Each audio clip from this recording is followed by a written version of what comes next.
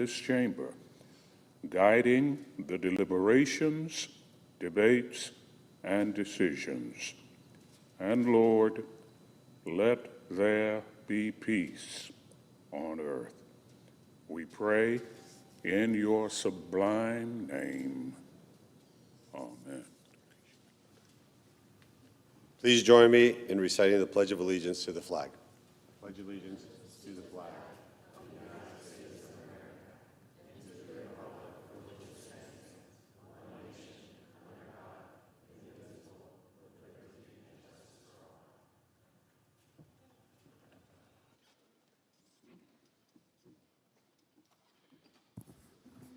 The clerk will read a communication to the Senate. Washington, D.C., March 21, 2026, to the Senate. Under the provisions of Rule 1, Paragraph 3 of the Standing Rules of the Senate, I hereby appoint the Honorable Bernie Moreno, a senator from the state of Ohio, to perform the duties of the chair. Signed, Chuck Grassley, President pro tempore.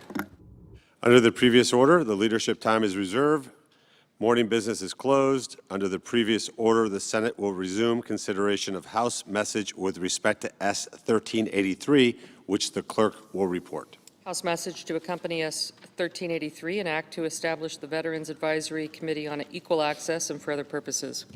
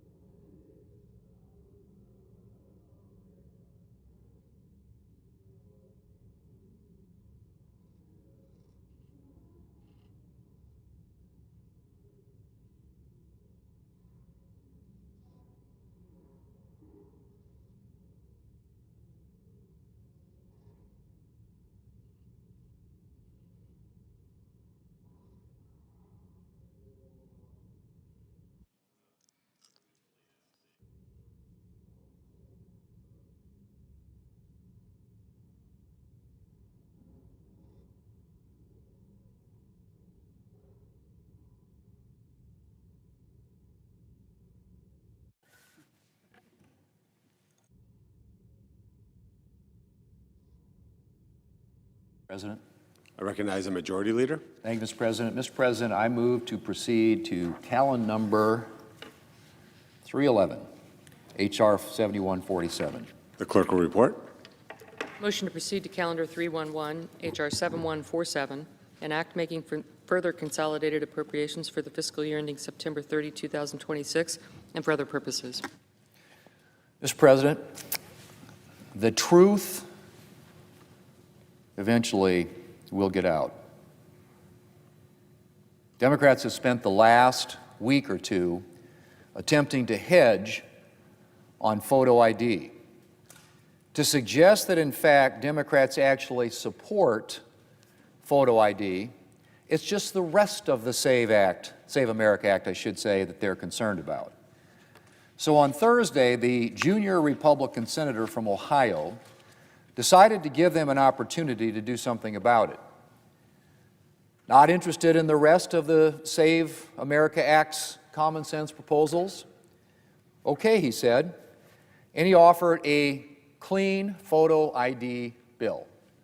No other provisions, just a measure to require showing photo ID at the polls, which could be a driver's license or state ID card, a passport, a military ID, a tribal ID.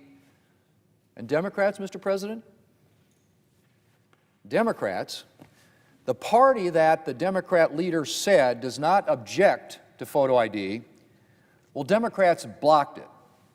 So as it turns out, Democrats support photo ID for voters, just as long as you don't ask them to actually support a photo ID bill. They want to have their cake and eat it too.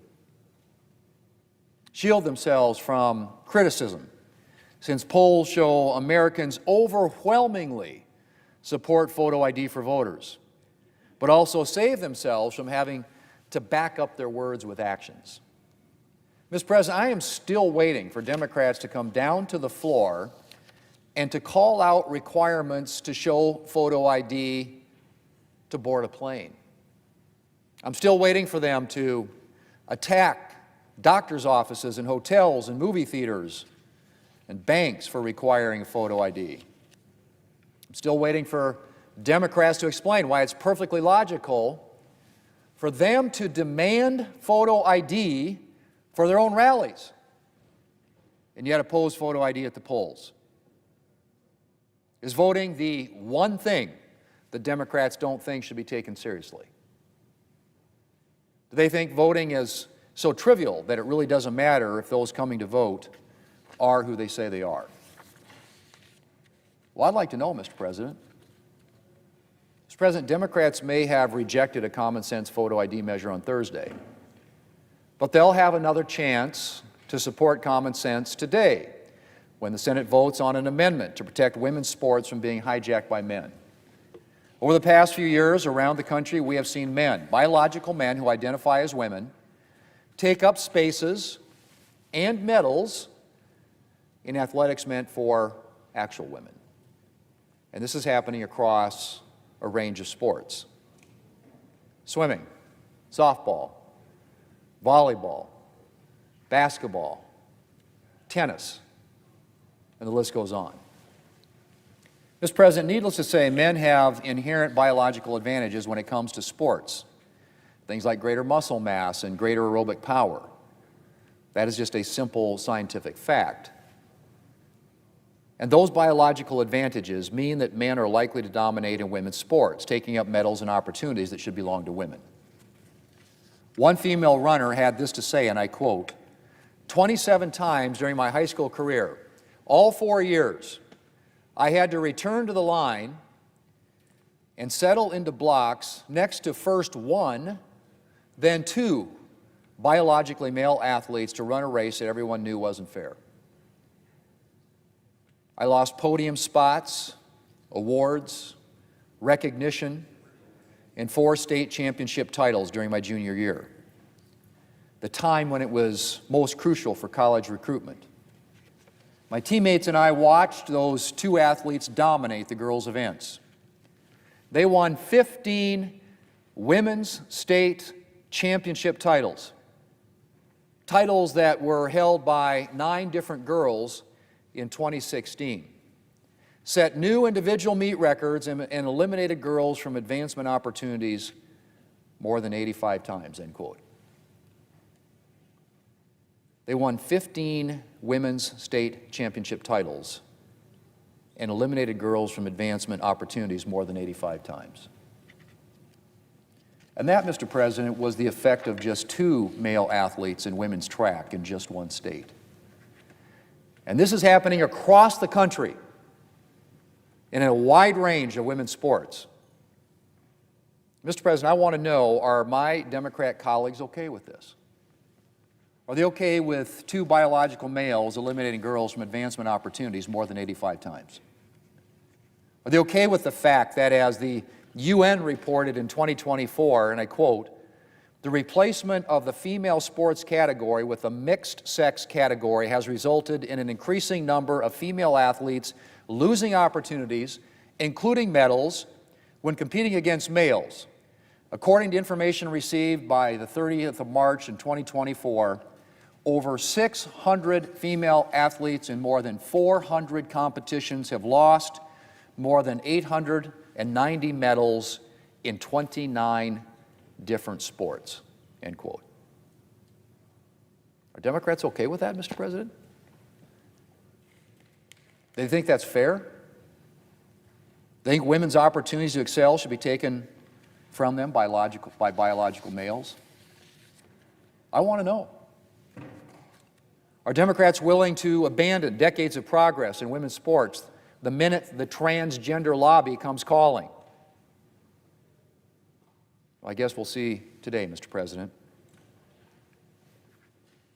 Do Democrats stand with women? Or they will continue to sacrifice fairness and equality at the altar of radical transgender ideology?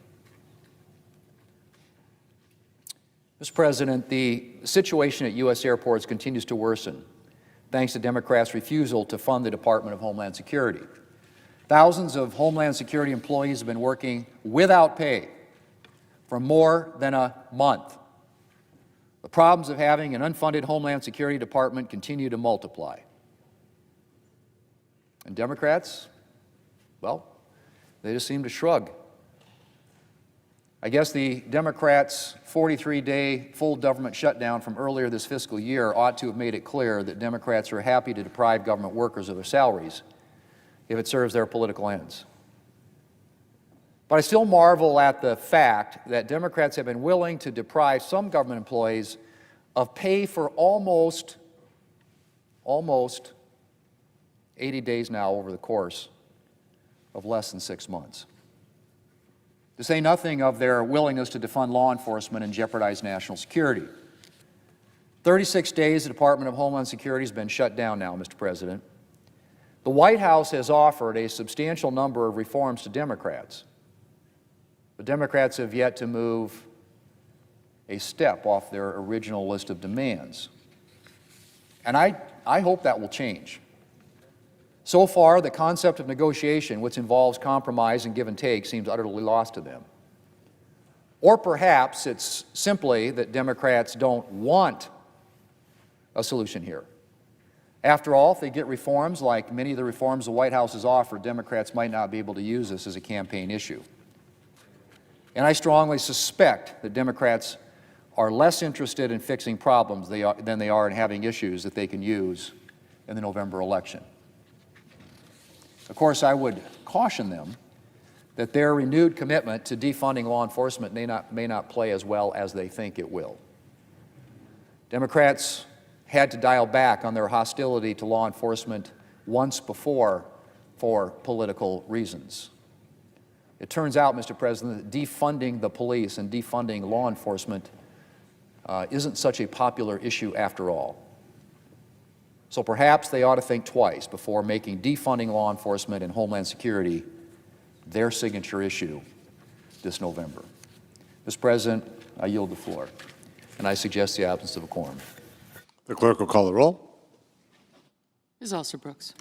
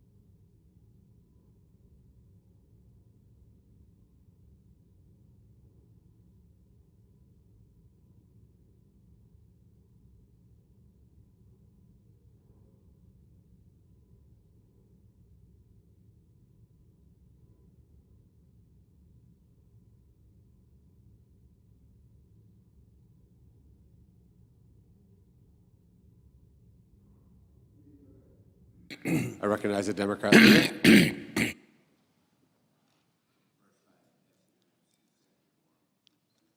Without objection. Well, Mr. President, today, every senator must answer a very simple question. Senator, do you want chaos at our airports to come down? Yes or no? I asked it.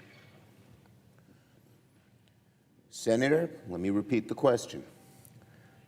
Republican Senator, do you want the chaos at our airports to come down? Yes or no? If you've had enough of long lines, if you want TSA workers to get paid, then vote yes on the motion I am bringing before the Senate today. It is unacceptable for workers and travelers in entire airports to get taken hostage in political games. But that's what the Republicans are doing. It is unacceptable to say we will only pay TSA workers if it is attached to a bill that funds ICE with no reforms. But that's what the Republicans have been doing. Democrats want to pay TSA workers ASAP with no strings attached. A yes vote would do that. That's the first time in this chamber we'll have an opportunity to vote yes or no on whether you want to pay TSA workers ASAP with no strings attached. Every bill they have brought before the Senate says, oh yeah, we want to pay the TSA workers, we want to reduce the lines at airports, but only if you pass ICE funding with no reform. And the American people want reform. They know that. But you got Stephen Miller up there in the White House and so many others who don't want any reform of ICE, and our Republican Senate friends are willingly going along with that and holding airports, travelers, and TSA workers hostage. We Democrats want to bring down the long lines at the airport. A yes vote, plain and simple, would do just that. I urge Republicans to support my motion. The chaos at airports has reached a boiling point. People have been waiting for 2 hours, 3 hours, sometimes more, just to get through security. One couple in Austin said the line stretched right out the door and into the grass outside the airport. Meanwhile, TSA workers are about to go a full month without pay. That is unacceptable. It means they cannot pay the rent or the mortgage. They cannot buy groceries. They're digging into their savings just to get by, these hardworking, good people. And at the same time, they're being asked to work brutal hours. It's no surprise many have been calling in sick. It's not even a surprise that many are looking for other jobs. They have to support their families and themselves. We need to bring this to an end today. Today. And that is what we can start doing with a yes vote on our motion. As I've said, we've seen a lot of roll call votes over the past few weeks on the floor related to DHS funding, and they say they want to get up and fund TSA, but they want to fund all of DHS, even ICE, even Border Patrol, with no reform. This vote today is different from what our colleagues on the other side have offered. It is a breakthrough because it says fund TSA only, fund TSA with no strings attached. Republicans, in essence, say they want to reopen all of DHS, but only if there are no changes to ICE and Border Patrol when they vote. That's not acceptable, not just to us, not just to Democrats, but to the American people. The American people feel very strongly that ICE's conduct needs to be reined in. Trump himself, the originator of these horrible ICE goon squads, has said they've gone too far. We can't just give ICE a blank check to keep operating without guardrails, as Republicans have proposed in their previous votes. So today, Democrats offer to pay TSA without the anchor of demanding funding of ICE and CPB without any guardrails, which is what the Republicans are doing. We want to open TSA with no strings attached. Let me repeat, no strings attached. There's not one bill the Republicans have brought forward that doesn't have strings attached, strings that don't let it have a majority vote. Now, we're having productive conversations on reforming ICE and CPB, and Democrats remain committed to securing reforms. But that's an ongoing process. They're meeting today again. But we must fund TSA now. Let us keep negotiating the outstanding issues with ICE, but let us start sending paychecks to TSA workers now. Let us bring the long lines at the airports. Let us end the long lines at the airport now. This is the logical, expedient, correct thing to do. So in conclusion, I urge my Republican colleagues, vote yes if you want to pay TSA. Vote yes if you want to bring down the long lines at airports. Vote yes today. I yield the floor. Note the absence of a quorum. The clerk will call the roll. Ms. Alsterbrooks.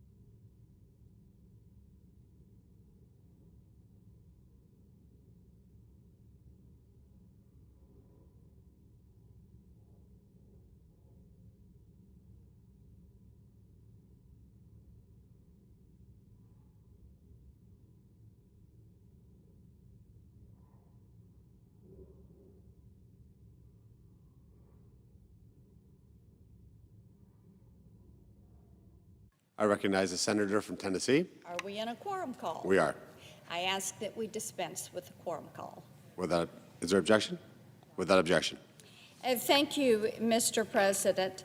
You know, we're having quite a debate, and I do believe that the American people are learning quite a bit about the Democratic members of the Senate and the Republican members of the Senate as we go through this debate on the Save America Act.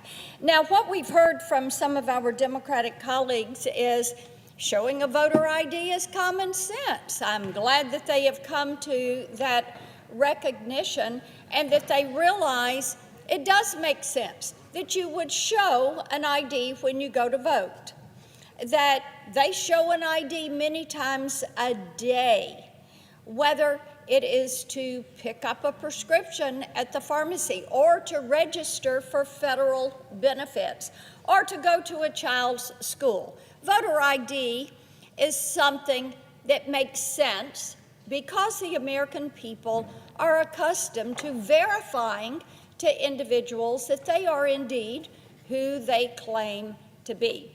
But our friends across the aisle, only here in this chamber, are saying, oh, we can't vote for that. Now, 71% of all Democrats, 85% of all independents, and over 90% of all Republicans agree voter ID is a good idea. We also see the same type numbers when it comes to the other common sense provision that if you are going to vote in a U.S. election, you really ought to be a U.S. citizen. That makes sense to people. They know that when they travel to other countries, they don't vote in those elections, even if they're there on an election day. But because our friends across the aisle want to make it easy to cheat, they want to allow individuals that are illegally in the country or people that are here on a visa or people that are here as permanent residents or people that are touring our country to show up at a poll, grab a ballot, give an address, and cast that ballot because in 12 states in this country, you can vote without showing anything when you go to the polls. Just give them your name and cast that ballot.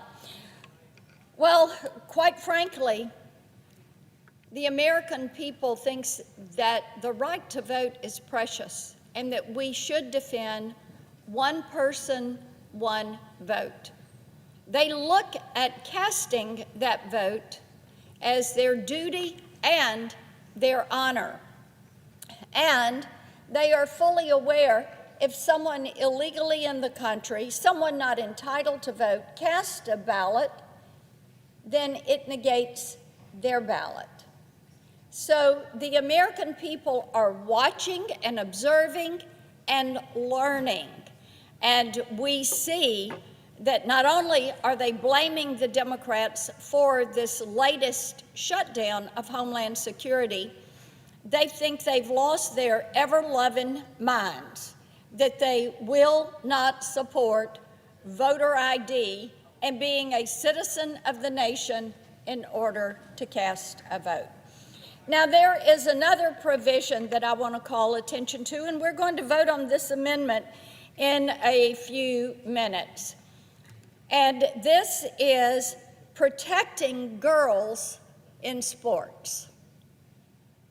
We know that Title IX has opened the doors for young women and girls to compete in sports. Now, Mr. President, 50 years ago, when Title IX came to be, we only had about 300,000 college and high school female athletes that were competing.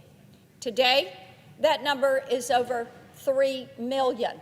And I know many of us are watching March Madness and the talented young women that are playing in this tournament. We love cheering for them. We love watching them excel and succeed.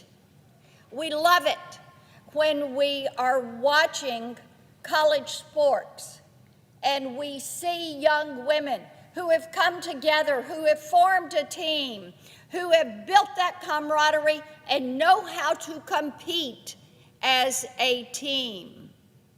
They like that. But obviously, our friends across the aisle who once upon a time liked to say that they were leading the pack supporting women, they've decided they no longer support women. They can't even define the word woman.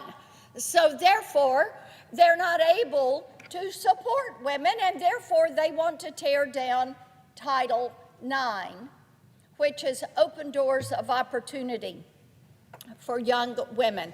Now, thank goodness, President Donald Trump has tried to chase away some of the adverse actions against Title IX that were carried out during the Biden administration when opportunities for young women and girls were lost, when women would be forced to share a locker room with guys because the guy decided he was going to claim to be a female so he could compete, whether it's track or swimming or volleyball, softball.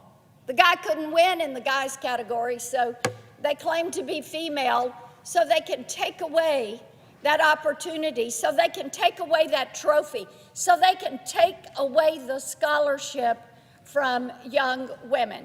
Actually, I think that is disgusting, absolutely disgusting. But our friends across the aisle support that. They want to diminish these opportunities for women. But President Trump said, I've had enough of that. He did an executive order banning men from competing in women's sports. And Secretary McMahon, who's doing a fabulous job as our education secretary, is investigating educational institutions all across the country that are violating Title IX and are allowing men to compete in women's sports and thereby take away the opportunities from women. Thank goodness she is doing that. And thank goodness these institutions are being held to account for discriminating against these women who want to compete, who want to be able to do it safely and without being injured. Now, in just a few moments, Senator Tuberville and I are going to push to pass the Protection of Women and Girls in Sports Act. We're doing this as part of the Save America Act because it's another of these issues that you've got 80% of the American people, 90%, 70% of the American people that are for this. Now, what the Protection of Women and Girls in Sports Act will do is to codify President Trump's executive order.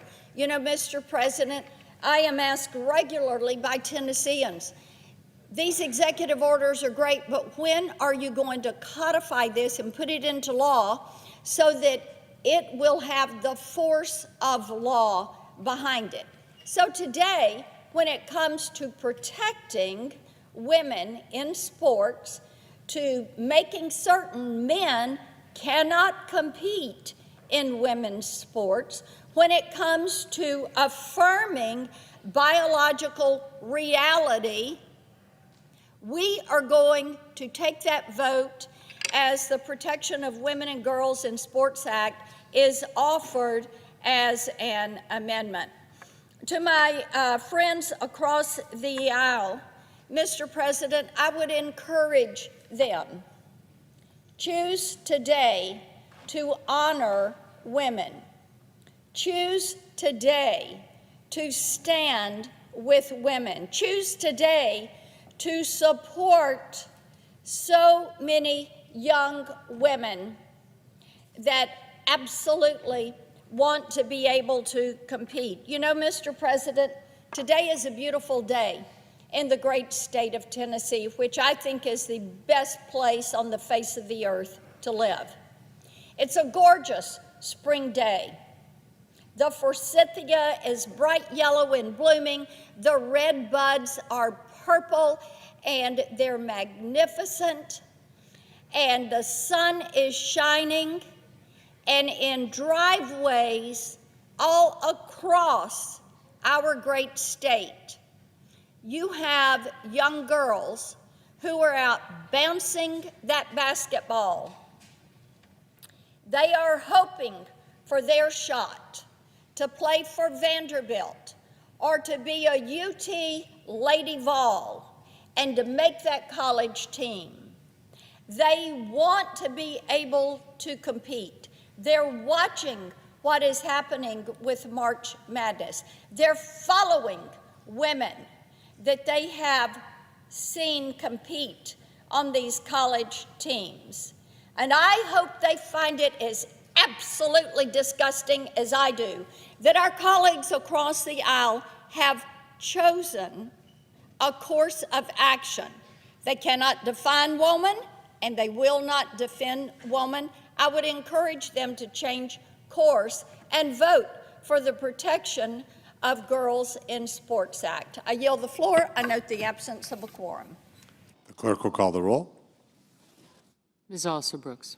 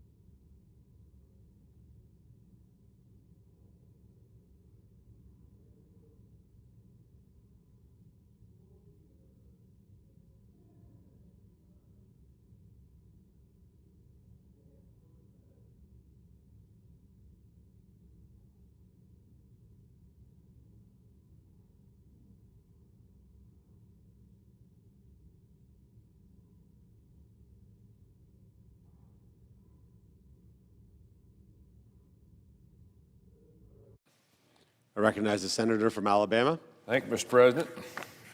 Seemed like Groundhog Day in here. The Senate's in quorum, Oh, can I ask to vitiate the quorum? without objection. Thank you very much, sir. Seemed like Groundhog Day in here to me. Well, I've been here 6 years, and this is the fourth time that I've had this bill on the floor, and I'm still trying. And I'm going to continue to try it. I'm gone. I can't believe this is even an issue. But nothing basically has surprised me since I've been here of things that we have either voted for or voted against here in this body. I've come to the floor, as I said, 4 different times to try to get the Senate to pass the Protection of Women and Girls in Sports Act. It is not very complicated. For some reason, we're making it complicated. Every time that we've voted on this, I have not got one single Democrat to vote for it. I think you can look back at the election this past year in 2024. One of the main issues that were the majority in here, majority in the House, and have control of 1600 Pennsylvania Avenue is because, for some reason, my Democrat colleagues do not want to protect girls and women in sports. It's ludicrous. For the life of me, I cannot understand how biological males can be given the right to take away the rights of young girls, elementary school, junior high, high school, junior college, 4-year universities, and even in pro sports. I cannot understand it. We have women's sports and we have men's sports. And that's the way it should be. That's the way it's been for up until just a few years ago. Now, President Trump has changed that since he took office. He executive ordered that no men participate in women's sports. But here's the deal. We all know that executive orders only last a certain amount of time. If the Democrats take control of the White House, that will change overnight. Biological men will be allowed to participate in women's sports. But surely to goodness, everybody in here has daughters or nieces or granddaughters that love sports. One of the best things this country has going for it. You're taught teamwork, dedication, work ethic, time control, organization. You get all those things out of sports. I did it for 35 years. I've seen people change their lives because of what sports did to their lives. Sometimes they're not very focused through a school, whether it's high school, or junior college, or a four-year university. But if they participate in that and they go through the grueling practice and meetings and lifting and all the things that they have to do, they learn. They learn how to control their lives. They learn how to take care of themselves. But for some reason, we don't want women and girls to have that opportunity. In this body, the Democratic Party wants biological men to be able to participate. So, what would you say to the volleyball player at San Jose University who thought on a road trip, you double up, whether it's a men's sport or women's sport, you double up in a hotel room before you play the next day? She did not realize that she was sharing a room and possibly even a bed with a male. She didn't know he was transgender. She did not know it. She quit school, did not get her degree because she was petrified at what she had to go through. Because of this body right here. It is ridiculous, absolutely ridiculous. Female athletes suffer long injuries because of competing against bigger men.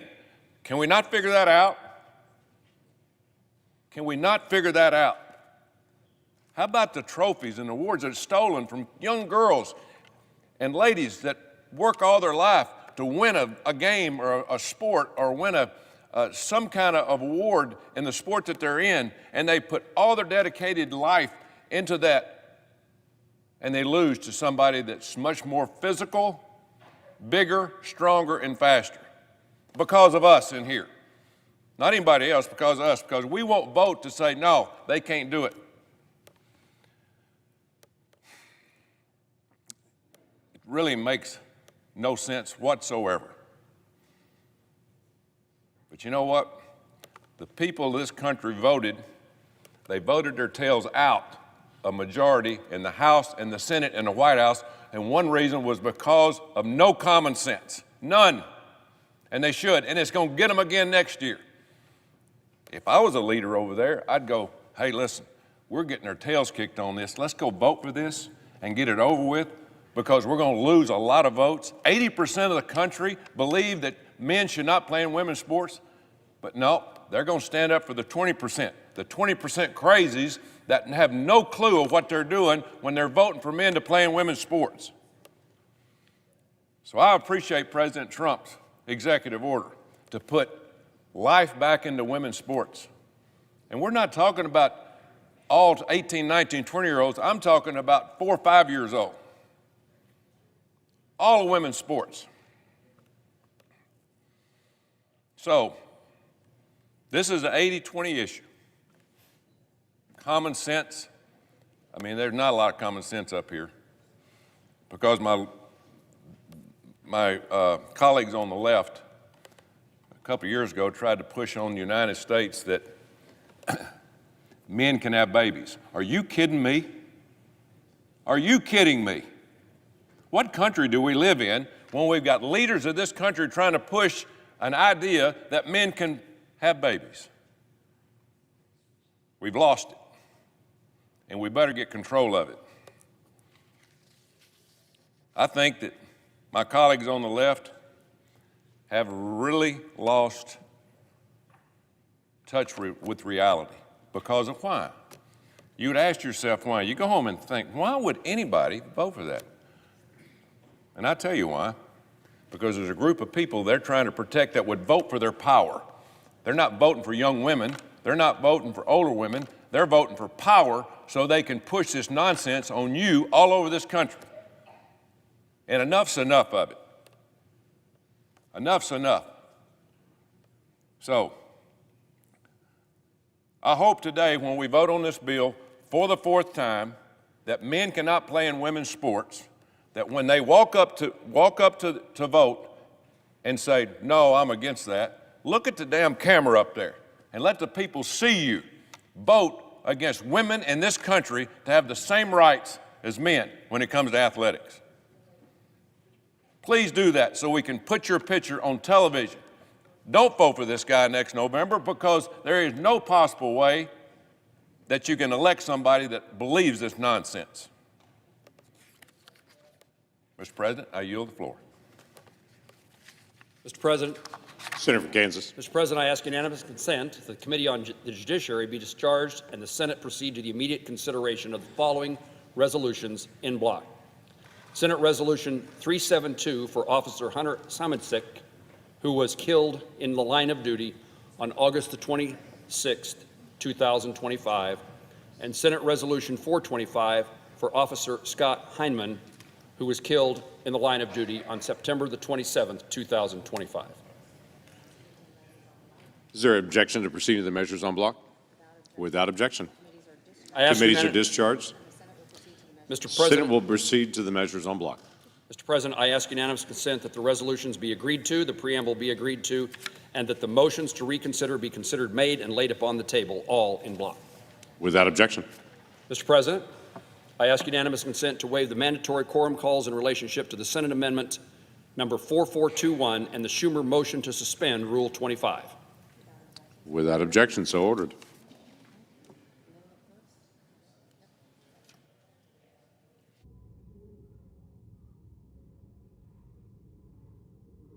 The clerk will report the motion to invoke cloture. Cloture motion. We, the undersigned senators, in accordance with the provisions of Rule 22 of the Standing Rules of the Senate, do hereby move to bring to a closed debate on Amendment number 4421 to the motion to concur in the House Amendment to accompany S1383 with substitute Amendment 4420, an act to establish the Veterans Advisory Committee on Equal Access and for other purposes, signed by 17 senators. By unanimous consent, the mandatory quorum call under Rule 22 has been waived. The question is it the sense of the Senate that the debate on amendment number 4421 offered by the senator from South Dakota, Mr. Thune, to the motion to concur in the House amendment with amendment number 4420 to S1383, an act to establish the Veterans Advisory Committee on Equal Access and for other purposes shall be brought to a close. The yeas and nays are mandatory under the rule. The clerk will call the roll. Ms. Alsobrooks, Ms. Baldwin, Mr. Banks, Mr. Barrasso, Mr. Bennett, Mrs. Blackburn, Mr. Blumenthal, Ms. Blunt Rochester, Mr. Booker, Mr. Bozeman, Mrs. Brett, Mr. Budd, Ms. Cantwell, Ms.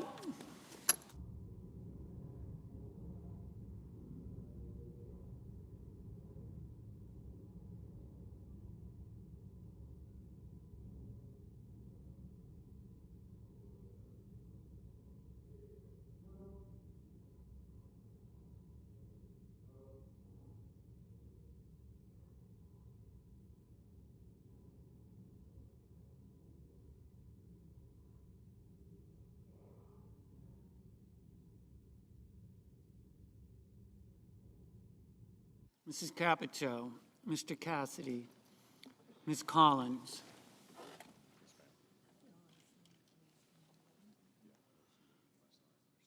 Mr. Coons, Mr. Cornyn, Ms. Cortez Masto, Mr. Cotton, Mr. Kramer, Mr. Crapo, Mr. Cruz, Mr. Curtis, Mr. Daines, Ms. Duckworth, Mr. Durbin, Ms. Ernst, Mr. Fetterman, Mrs. Fisher, Mr. Gallego, Mrs. Gillibrand, Mr. Graham, Mr. Grassley, Mr. Haggerty, Ms. Hassan, Mr. Hawley, Mr. Heinrich, Mr. Hickenlooper, Ms. Hirono, Mr. Hoven, Mr. Husted,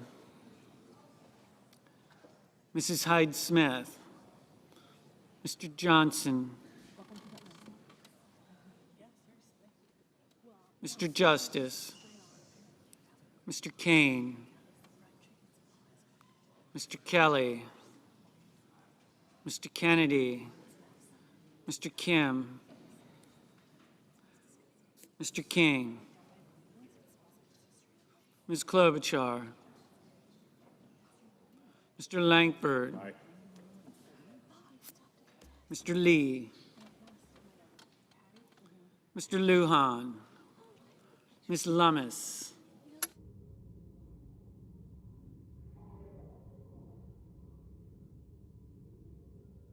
Mr. Markey, Mr. Marshall,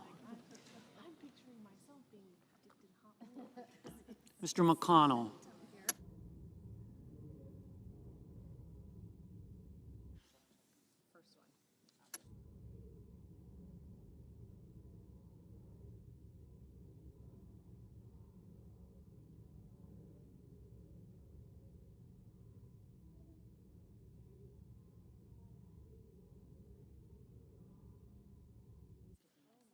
Mr. McCormick, Mr. Merkley, Mrs. Moody, Mr. Moran, Mr. Moreno, Mr. Mullen, Ms. Murkowski, Mr. Murphy, Mrs. Murray, Mr. Ossoff, Mr. Padilla, Mr. Paul, Mr. Peters, Mr. Reed, Mr. Ricketts, Mr. Risch,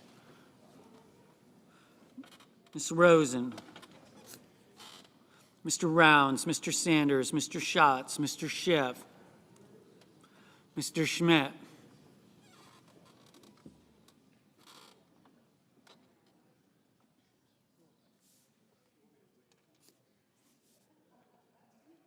Mr. Schumer, Mr. Scott of Florida, Mr. Scott of South Carolina, Mrs. Shaheen, Mr. Sheehy, Ms. Slotkin, Ms. Smith, Mr. Sullivan, Mr. Thune, Mr. Tillis, Mr. Tuberville, Mr. Van Hollen, Mr. Warner, Mr. Warnock, Ms. Warren, Mr. Welch, Mr. Whitehouse, Mr. Wicker, Mr. Wyden, Mr. Young.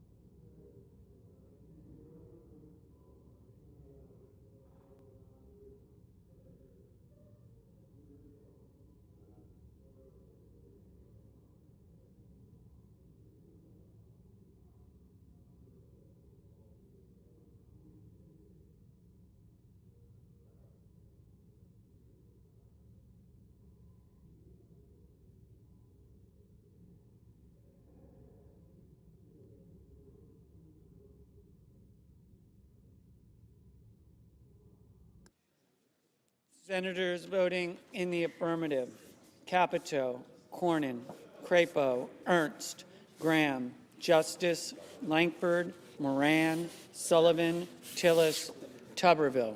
Senators voting in the negative: Blumenthal, Hassan, Hickenlooper, Kim, Klobuchar, Merkley, Ossoff, Reed, Schatz, Schiff, Warnock, Whitehouse. Mr. Booker, no. Ms. Cortez Masto, no. Mr. King, no.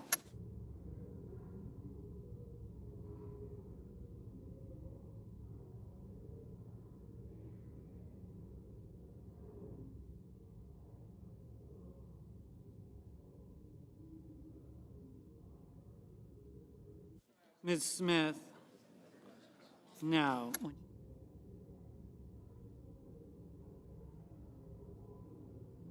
Ms. Cantwell, no.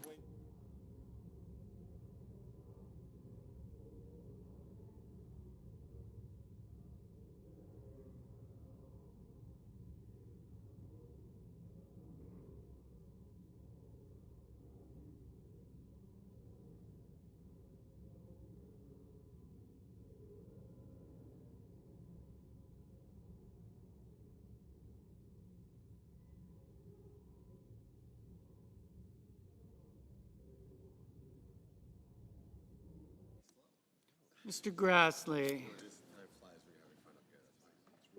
Mr. Grassley, aye.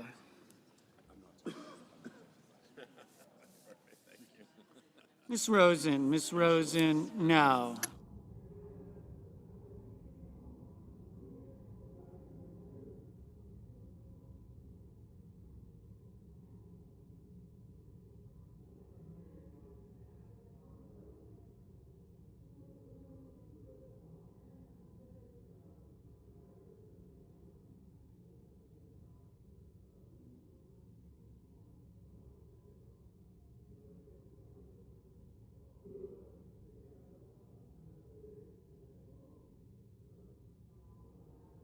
Mr. Lee, aye. Mr. Scott of South Carolina, aye. Mr. Lujan, no.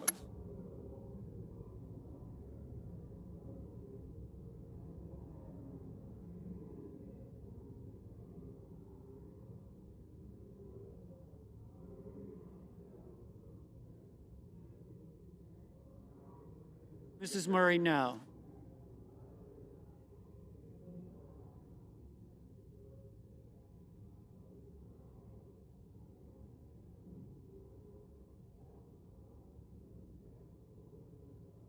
Ms. Duckworth, no.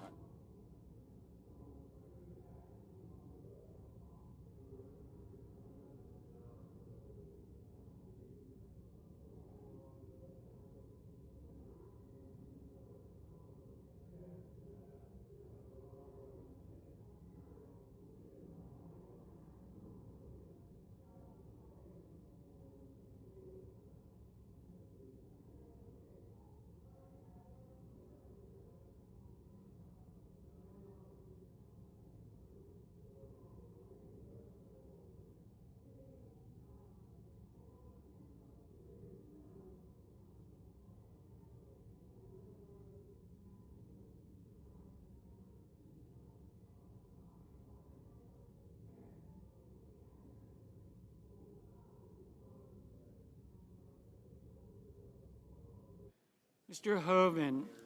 Hoven, aye.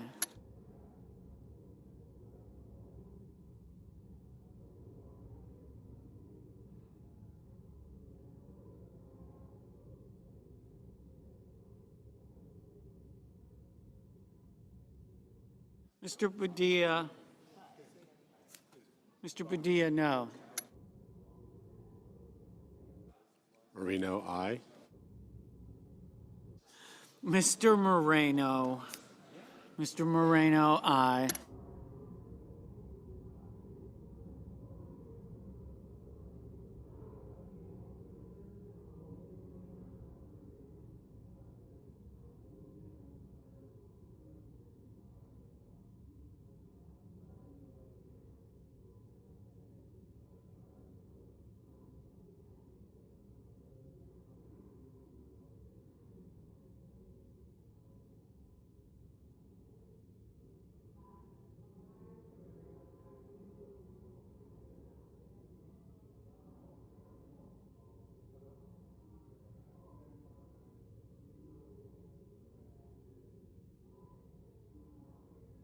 Mr. Budd, Mr. Budd.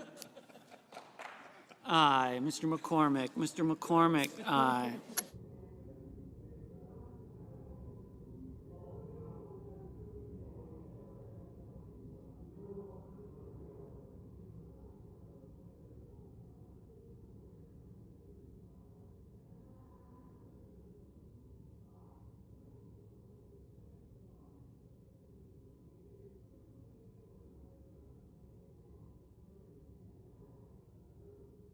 Mr. Haggerty, aye.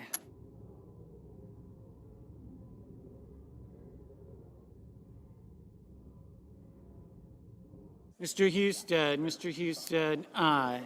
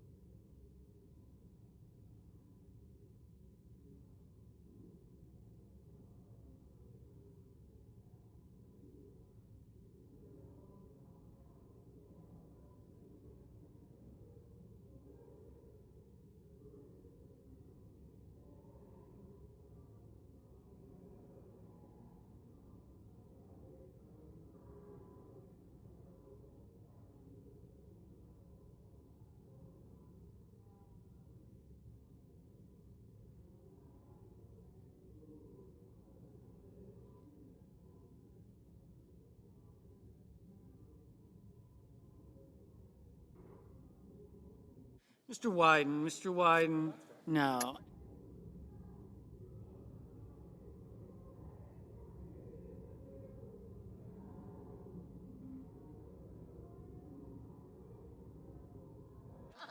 Ms. Hirono, no. Mrs. Blackburn, aye.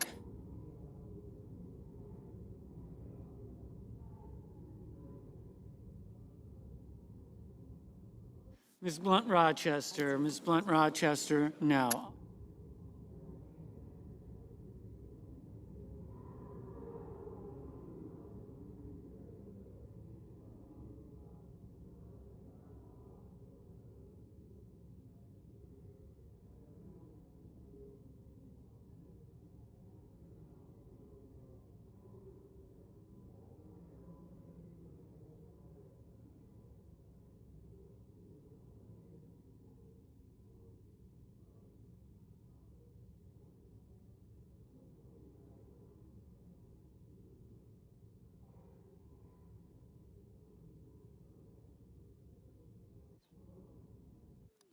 Ms. Slotkin, no. Ms. Baldwin, no.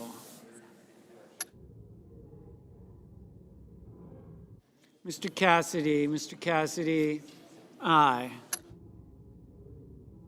Mrs. Hyde Smith, aye.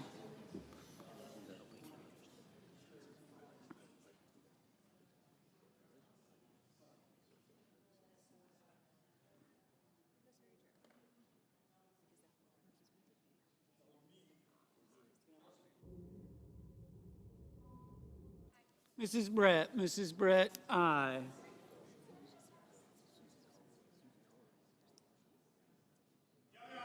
Mr. Young, aye. Mr. Sanders, no. Mr. Marshall, aye. Mr. Kramer, aye.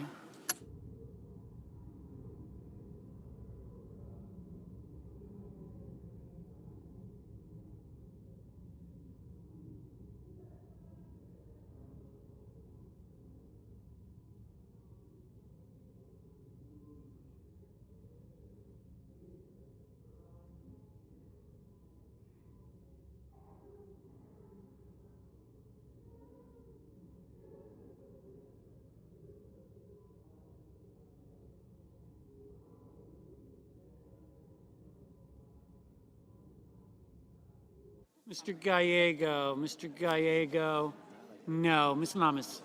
Ms. Lummis, aye. Mrs. Moody, aye. Mr. Wicker, aye. Mr. Murphy, no. Mr. Warner, no. Mr. Barrasso, aye. Mr. Banks, aye.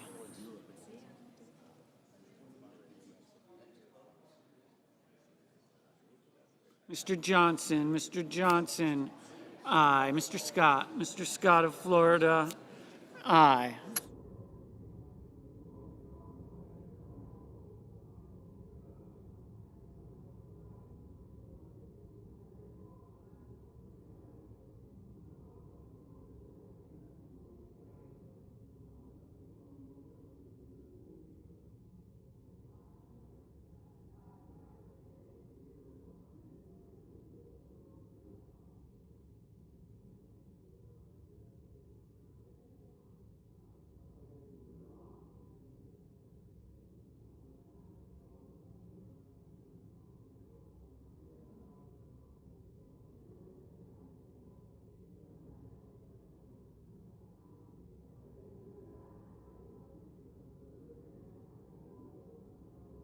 Mr. Rounds, aye.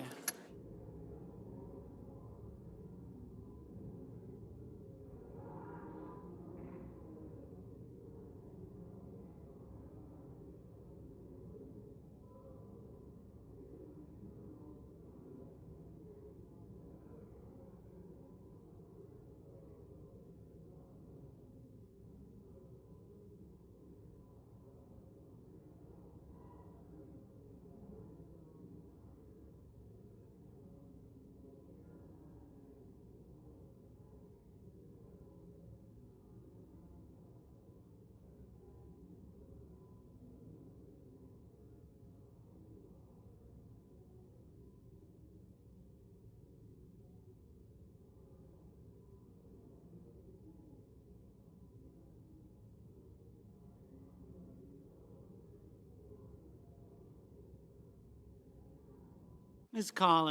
Collins, aye.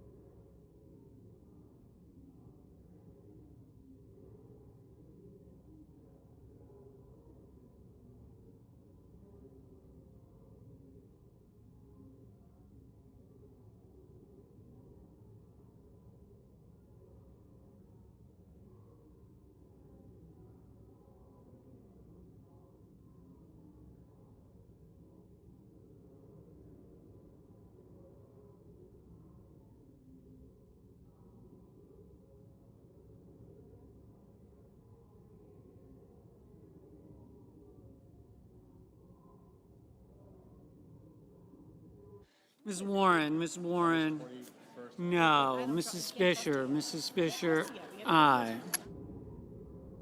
Mr. Peters, no. Mr. Welch, no.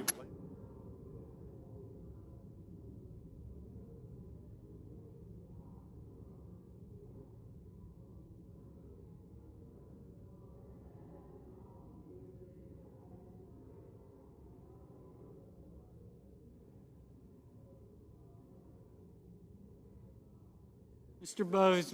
Bozeman, aye.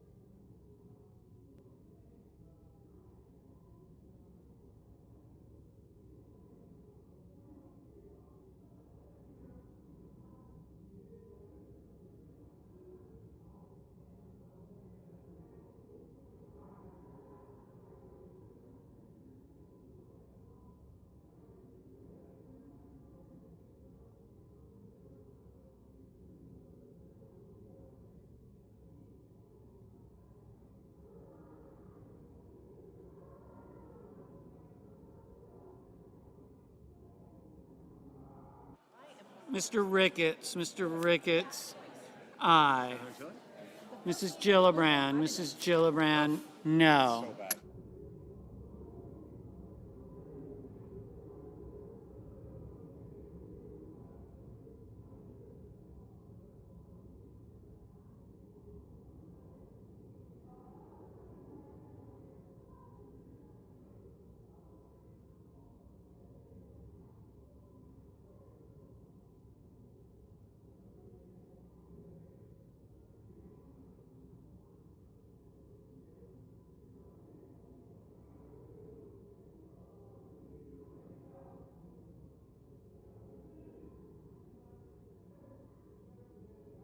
Mr. Kennedy, aye. Mr. Cotton, aye.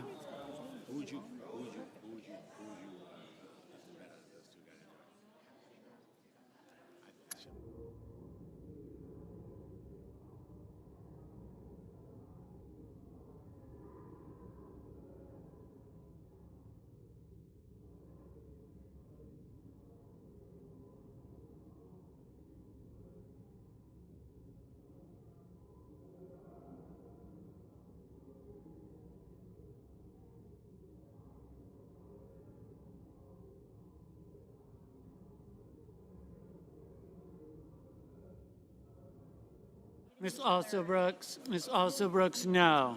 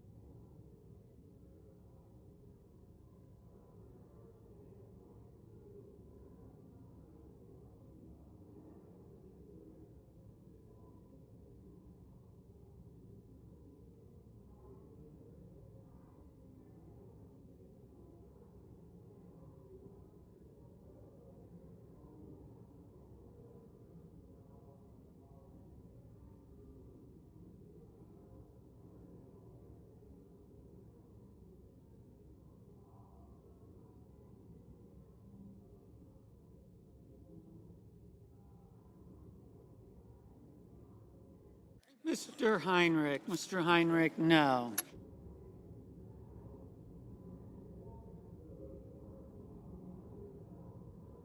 Mr. McConnell, aye.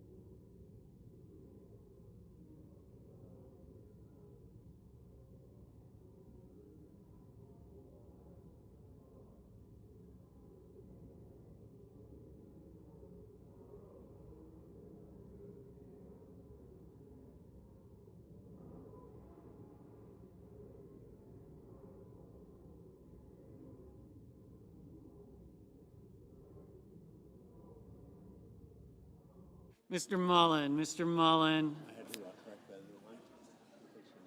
Aye.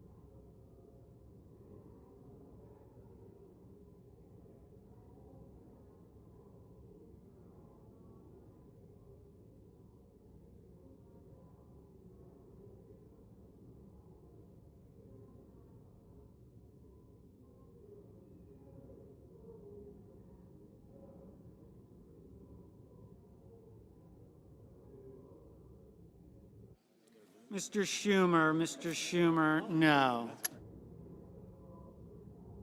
Mr. Risch, aye.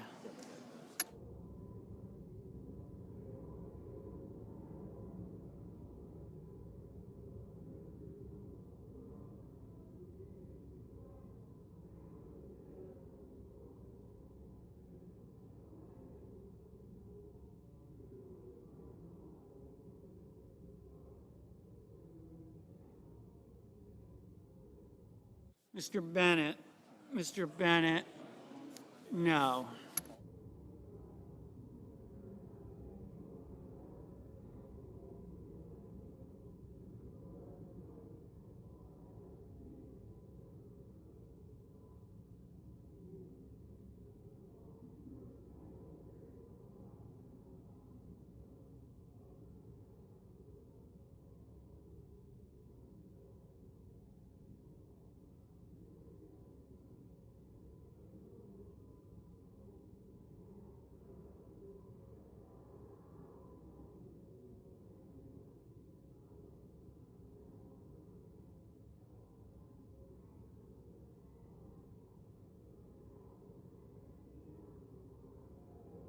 Mr. Thune, aye.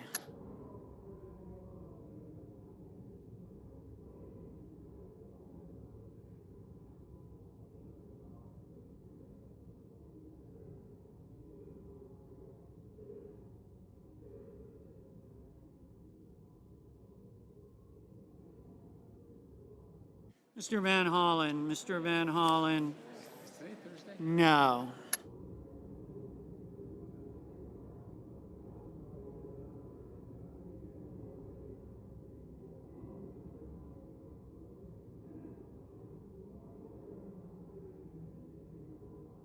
Mr. Schmidt, aye. Only,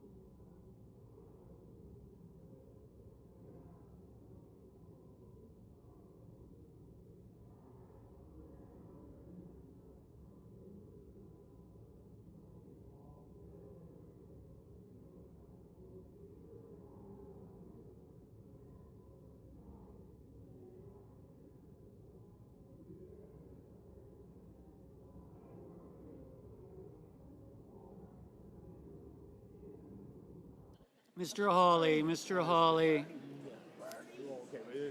Aye. Ms. Markowski, Ms. Markowski, aye.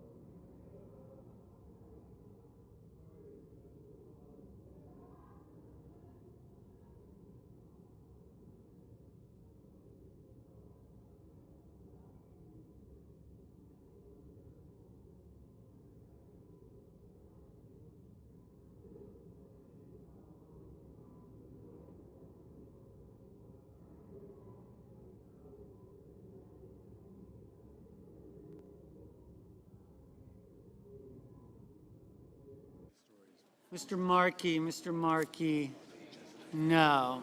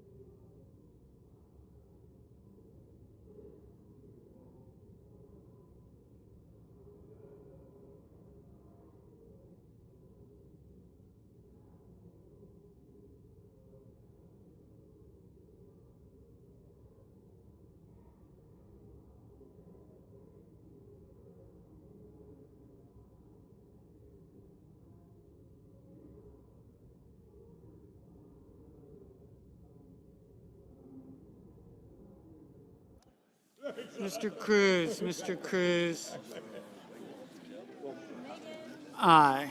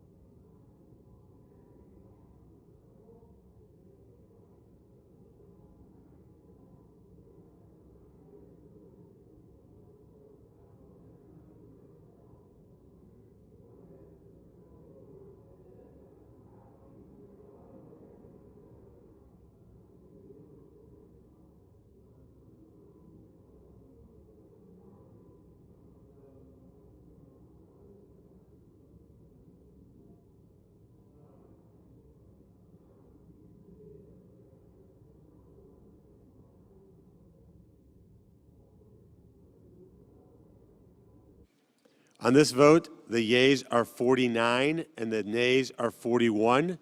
3/5 of the senators duly chosen and sworn not having voted in the affirmative, the motion is not agreed to. Mr. President. I recognize Mr. President, could we have order, please? the Senate will be in order. I recognize the Democrat leader. Mr. President, I have a motion today that asks every senator a very simple question. Do you want TSA workers to get their pay? Yes or no? Are you tired, like many Americans are, of seeing long lines at the airport? Yes or no? If senators want to pay TSA workers and end the airport chaos, they should support my motion. Our TSA workers cannot be taken hostage for political games. But that is what Republicans have done. It is unacceptable to say we will only pay TSA workers if it is attached to a bill that funds ICE with no reforms. But that's what Republicans have done. Democrats want to pay TSA workers ASAP, no strings attached. A yes vote on my motion would start doing just that. This is the only vote, not the others, that will fund that the Senate has taken that will fund TSA, no ands, ifs, or buts. This is the first time the Senate holds a vote related to paying TSA workers that has zero strings attached to it. This is the vote, the only vote that says you're for supporting TSA families unconditionally. All the votes Republicans have pushed so far tie TSA paychecks to fully funding ICE without any reforms. Republicans say, sure, we'll pay TSA, but only if you keep funding ICE agents without any guardrails whatsoever. That's not acceptable to the American people. So today, my motion makes the matter very simple. Let's pay TSA workers ASAP. That's it, nothing else. We can keep negotiating ICE and CBP separately. We're having some productive conversations on getting reforms to ICE, and Democrats are going to continue pushing for real serious reforms through legislation. But that's an ongoing process that should not get in the way of funding our TSA workers. So let's keep negotiating the outstanding issues with ICE while sending paychecks to TSA workers now. Let us end the long lines at the airports now. This is the logical, expedient, and correct thing to do. I yield the floor. Mr. President. I recognize the Republican leader. Mr. President, this motion, and when I hear the phrases used like no strings attached or how simple this is, there isn't anything that can be more complicated than this. This is a Schumer motion to suspend the rules, to refer the House message, the bill that we're on, to the Rules Committee, which doesn't have jurisdiction over appropriations or spending, and he's trying to call it a vote to fund TSA? I mean, we have had countless votes to fund TSA. We had one yesterday.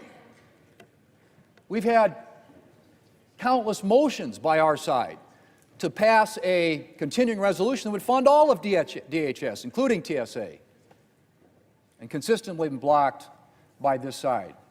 So, Mr. President, this is a convoluted, I mean, I don't know how you come up with this. I'll give you credit for coming up with something that's this convoluted, but it doesn't do anything that the leader says it does. It has nothing at all to do with funding TSA.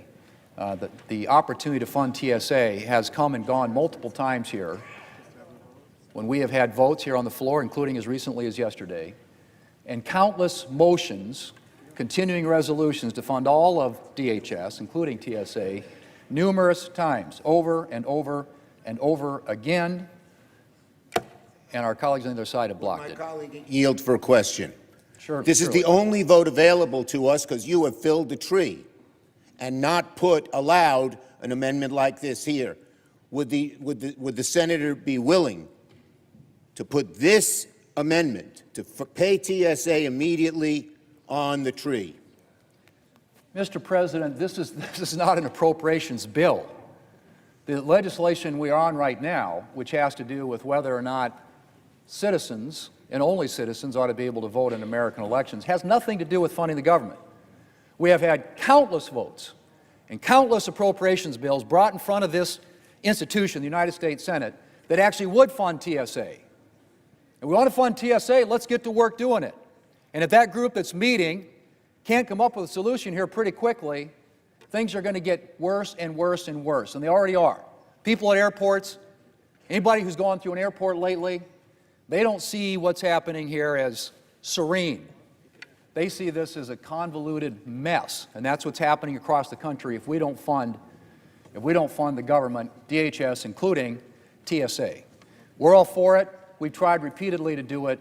This has nothing to do with funding TSA. This is a ploy. Nothing more, nothing less, nothing else.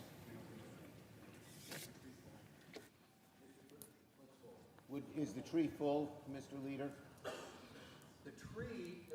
I would say to my colleague from New York, has on it right now a vote that we just completed, and there will be other opportunities to vote on other amendments related to the legislation that we're on here today. Like this past, But if we want to have, but if you want The to majority have, leader has the floor. if you want to have a debate on appropriations, we can have that. We've made ourselves available. The White House is available. There are meetings going on right now, which I hope ultimately lead to a result where we get these agencies opened up again, including TSA. But in order for that to happen, you have to have a willing partner and somebody who's willing to sit down at the table and negotiate with you, which we haven't had until 2 days ago. Now, hopefully, these discussions will lead what will ultimately be a result that will fund all of these agencies, including TSA, but that is not what this is about, and you know that. Mr. President, we are having discussions. I recognize the Democrat leader. Thank you, Mr. President. We are having productive discussions. I just met with our team 20 minutes ago. We're making some progress. There's more to be made. Each side has its own views. But why hold pay for TSA workers up until when we can do it immediately? Why wait? We don't know how long these negotiations will take. There are some pretty tough positions. We could do it now. I yield. President, I recognize the majority leader. I would say, yeah, you talk about doing something quickly, referring it to the Rules Committee, which has no jurisdiction over spending, over appropriations, on a bill that has nothing to do with funding these agencies. But we are happy, we'll pivot immediately to fund all these agencies when you are ready to do it. I would ask for the yeas and nays on this. The clerk will report the motion to invoke cloture. Cloture motion. We, the undersigned senators, in accordance with the provisions of Rule 22 of the Standing Rules of the Senate, do hereby move to bring to a close debate on the motion to suspend the operation of Rule 25, paragraph N1, to permit the Committee on Rules and Administration to consider the pending motion with respect to the message to accompany S-1383 to fund the TSA and as noticed in the congressional record on March 16, 2026, signed by 17 senators. By unanimous consent, the mandatory quorum call under Rule 22 has been waived. The question is it the sense of the Senate that debate on the motion to suspend the operation of Rule 25, paragraph N, subsection 1, to permit the Committee on Rules and Administration to consider the pending motion with respect to the message to accompany S.1383 to fund the TSA shall be brought to a close. The yeas and nays are mandatory under the rule. The clerk will call the roll. Ms. Also Brooks.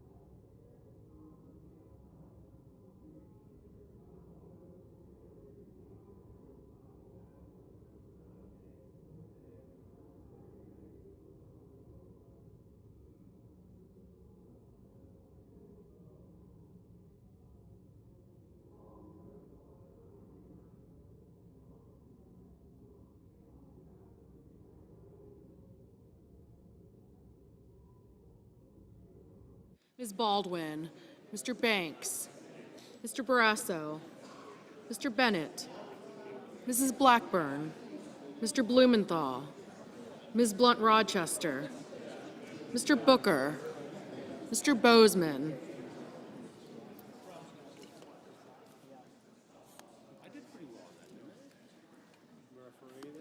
Mr. Bozeman,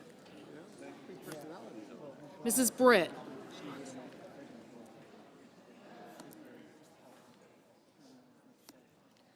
Mr. Budd,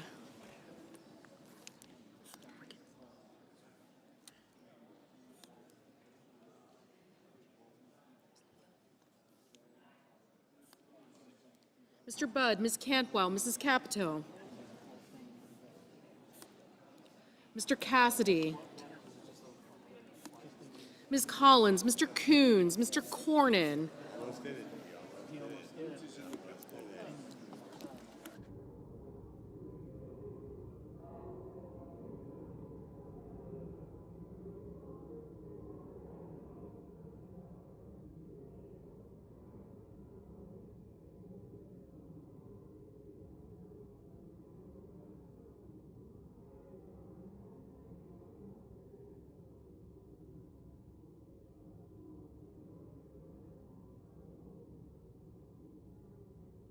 Ms. Cortez Masto, Mr. Cotton, Mr. Kramer, Mr. Crapo, Mr. Cruz, Mr. Curtis, Mr. Daines, Ms. Duckworth,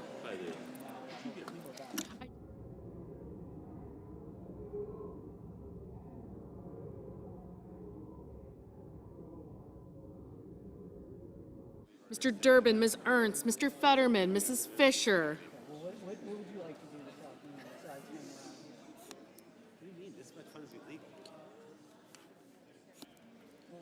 Mr. Gallego, Mrs. Gillibrand, You don't have to go home, but you can't stay here, as the song says. Mr. Graham, Mr. Grassley, Mr. Haggerty, Ms. Hassan, Mr. Hawley, Mr. Heinrich, Mr. Hickenlooper, Are you freeing me to wander the floor? Ms. Hirono, Mr. Hoven, Mr. Husted, John, I will work. Mrs. Height Smith, Mr. Johnson, Mr. Justice, Mr. Kane, Mr. Kelly, Mr. Kennedy, Mr. Kim, Mr. King, Ms. Klobuchar, Mr. Langford, Mr. Lee, Mr. Lujan, But not Saturdays. Ms. Lummis,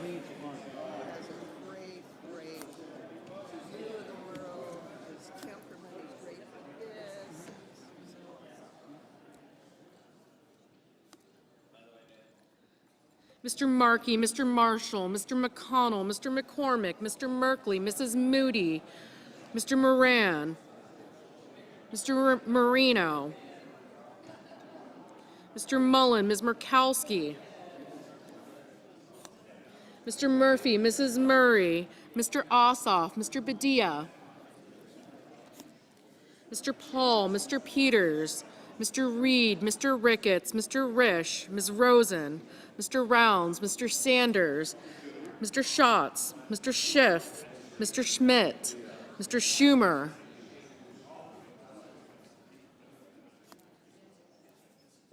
Mr. Scott of Florida, Mr. Scott of South Carolina, Mrs. Shaheen, Mr. Sheehy, Ms. Slotkin, Ms. Smith, Mr. Sullivan, Mr. Thune, Mr. Tillis, Mr. Tuberville, Mr. Van Hollen,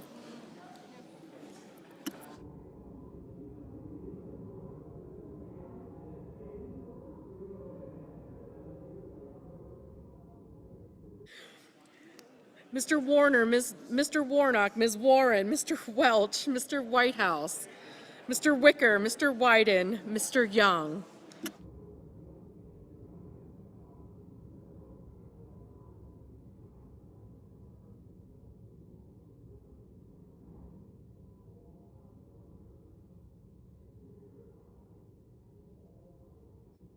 Senators voting in the affirmative: Also Brooks, Baldwin, Bennett, Blunt-Rochester, Duckworth, Heinrich, Hickenlooper, Hirono, Kim, Klobuchar, Lujan, Markey, Merkley, Murphy, Murray, Padilla, Peters, Reed, Rosen, Sanders, Schatz, Schiff, Slotkin, Smith, Warren, and Wyden.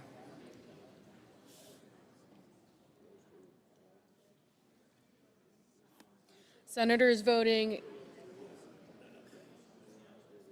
Mr. Warner, aye. Senators voting in the negative: Banks, Barrasso, Blackburn, Britt, Capito, Cassidy, Collins, Cornyn, Cotton, Kramer, Crapo, Cruz, Ernst, Fisher, Graham, Grassley, Haggerty, Hawley, Hoven, Hyde-Smith, Johnson, Justice, Kennedy, Langford, Lummis, Marshall, McConnell, McCormick, Moody, Mullen, Ricketts, Risch, Rounds, Schmidt, Scott of South Carolina, Sullivan, Thune, Tillis, and Wicker. Mr. Blumenthal, aye.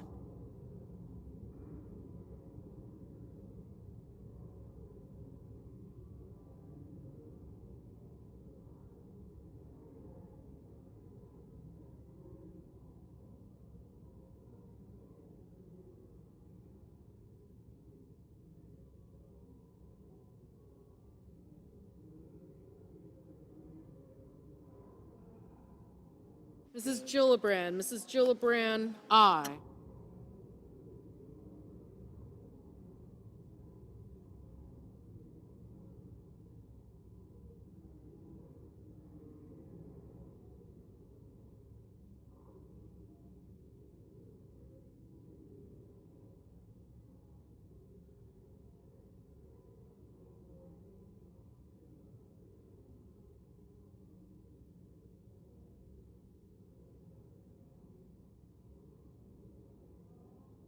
Mr. Gallego, aye.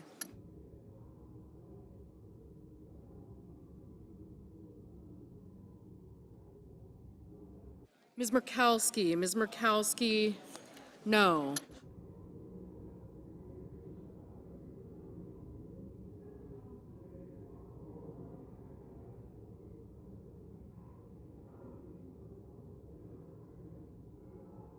Ms. Hassan, aye. Mr. Bozeman, no.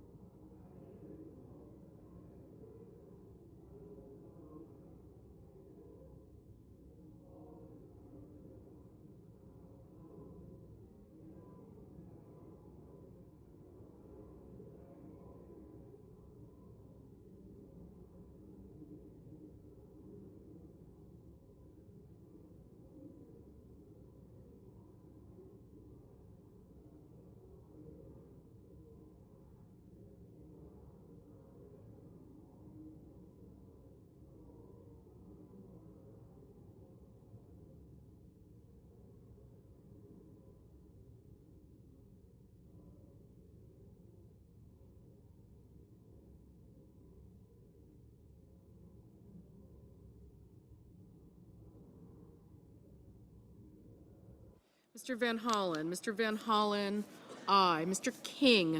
King, aye. Ms. Cortez Masto, aye.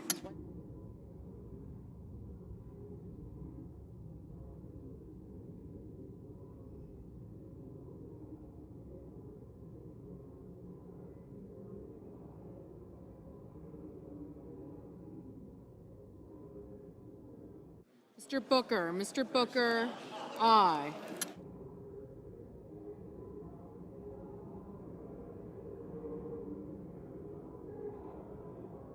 Mr. Warnock, aye.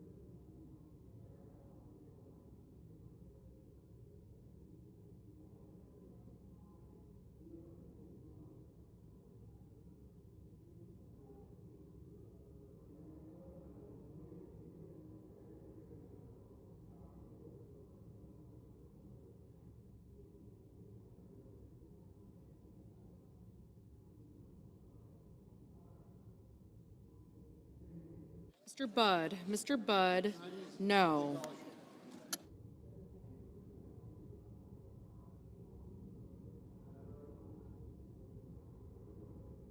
Mr. Ossoff, aye.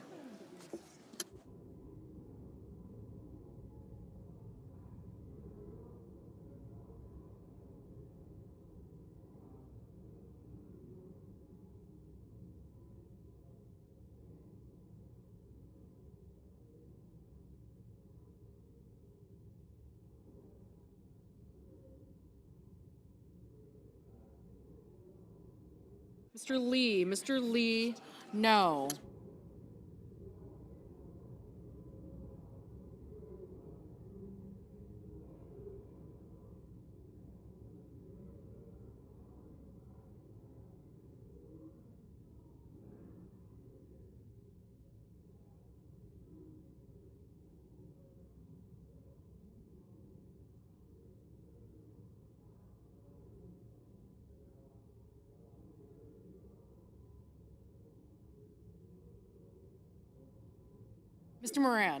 Mr. Moran, no. Mr. Whitehouse, aye.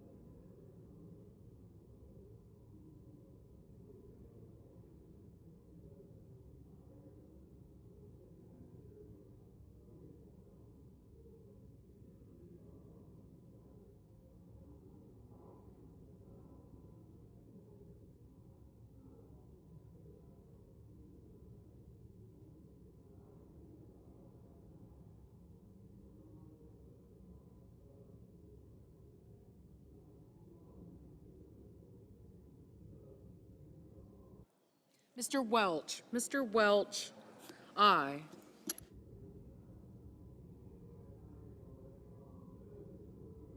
Mr. Husted, no.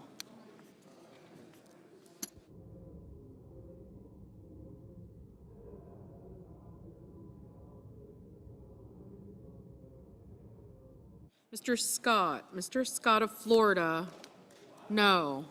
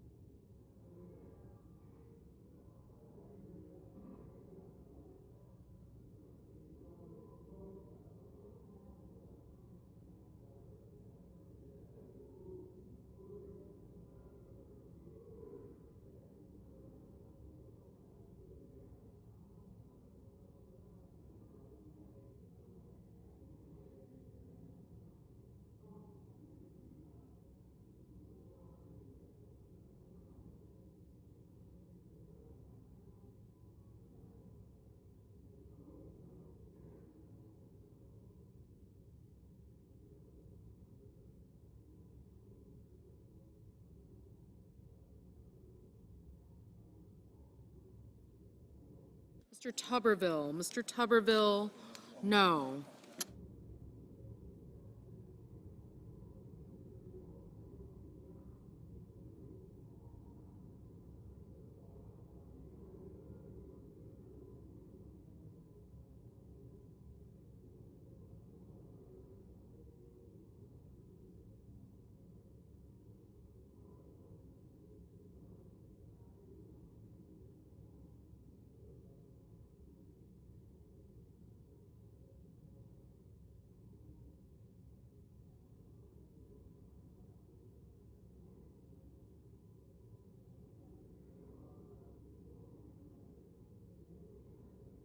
Mr. Schumer. Mr. Schumer, aye.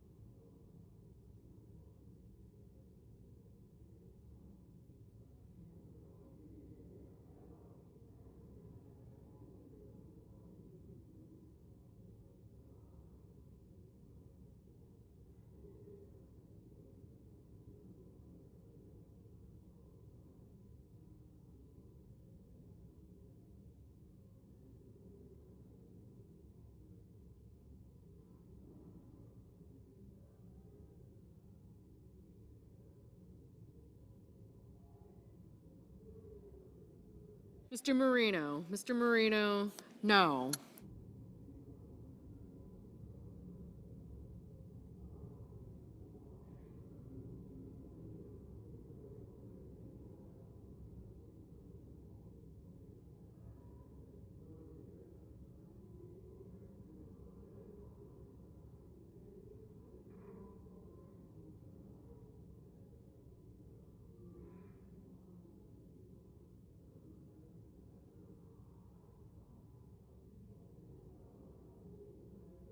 Ms. Cantwell. Ms. Cantwell, aye.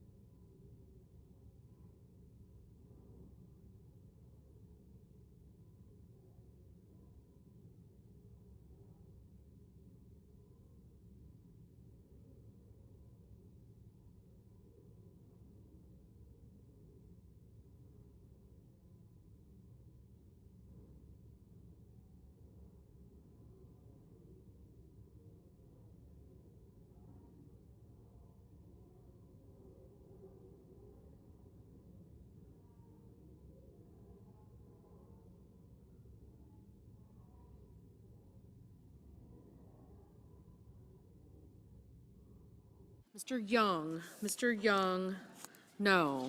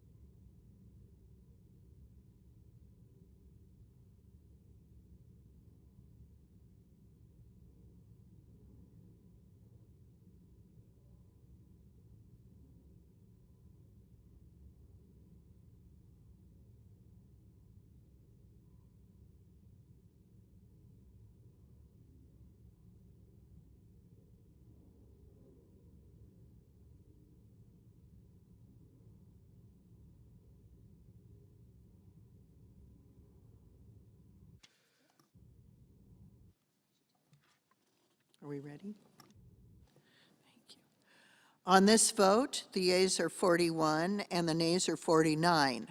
3/5 of the Senate duly chosen and sworn, not having voted in the affirmative, the motion is not agreed to.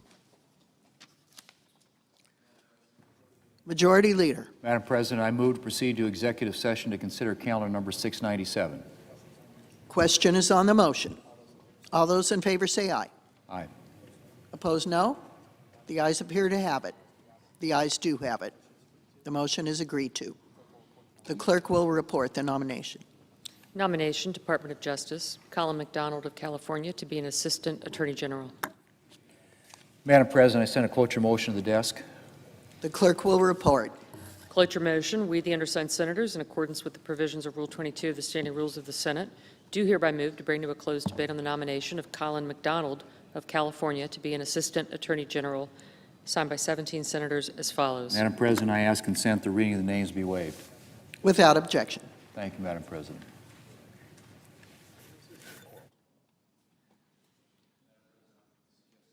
Quorum. The clerk will call the roll. Ms. Alsobrooks.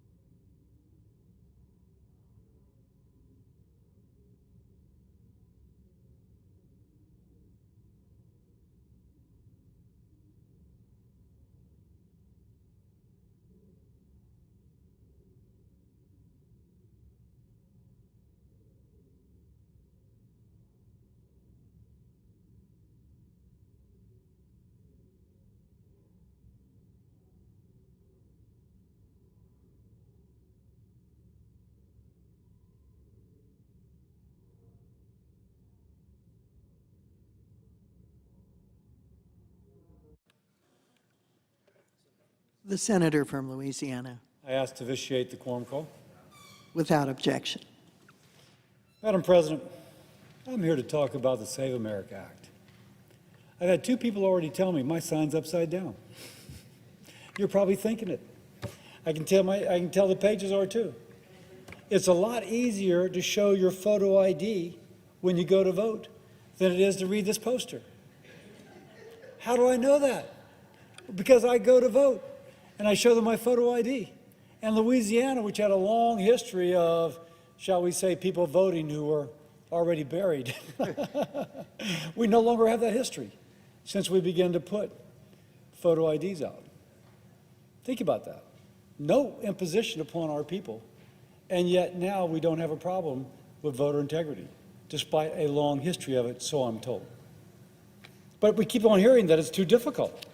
And so we have a common sense, widely supported bill which is being objected to. And the same people objecting to this bill don't object to having to show an ID to buy a gun. But when it comes to a constitutional right, but when it comes to this constitutional right of voting and protecting the integrity, it doesn't work. Now, the Save America Act is supported by 71% of Democrats, voters, and 95% of Republicans. If only it were supported by 71% of Democratic senators. And that's why I'm a proud co-sponsor. Now, you might scratch your head when you hear that some refuse to support it. And I think that there is a small left-wing base who opposes. They're very vocal, and so therefore that is the genesis of the opposition. But this does not keep an eligible American from casting a ballot. It doesn't take away someone's constitutional right. And I will say, Mike Lee, who's sitting next to me, has been working with those who object to its passage to meet their concerns. For example, one of the concerns is that if someone marries and changes her name and her driver's license is different than her birth certificate, that she won't be able to vote. And I just confirmed with Mike, who can tell me the page number and the line number, of course, that now all you have to do is sign an affidavit. You go, and if my wife, she was born a Layden when we married, she became a Cassidy. If she went and they said, well, your birth certificate says Layden and now you're a Cassidy, she would sign an affidavit. I married, and my name is now Cassidy. And boom, she's there. So the concern that it is discriminatory against women who marry and change and take their husband's last name, you sign an affidavit. Similarly, and again, I don't always find Mr. Lee the most reasonable person. On this, I think he's been very reasonable, which is that when you go originally to vote, and you have to prove you're a citizen. Mike, I have it right. I'm sorry, I'm not addressing him, but you can sign an affidavit establishing, I don't have my birth certificate, but I was born on this date in this community, and you get to register to vote. The state shall come up with a mechanism by which that is allowed. Really an attempt to meet the objections of those who oppose this bill.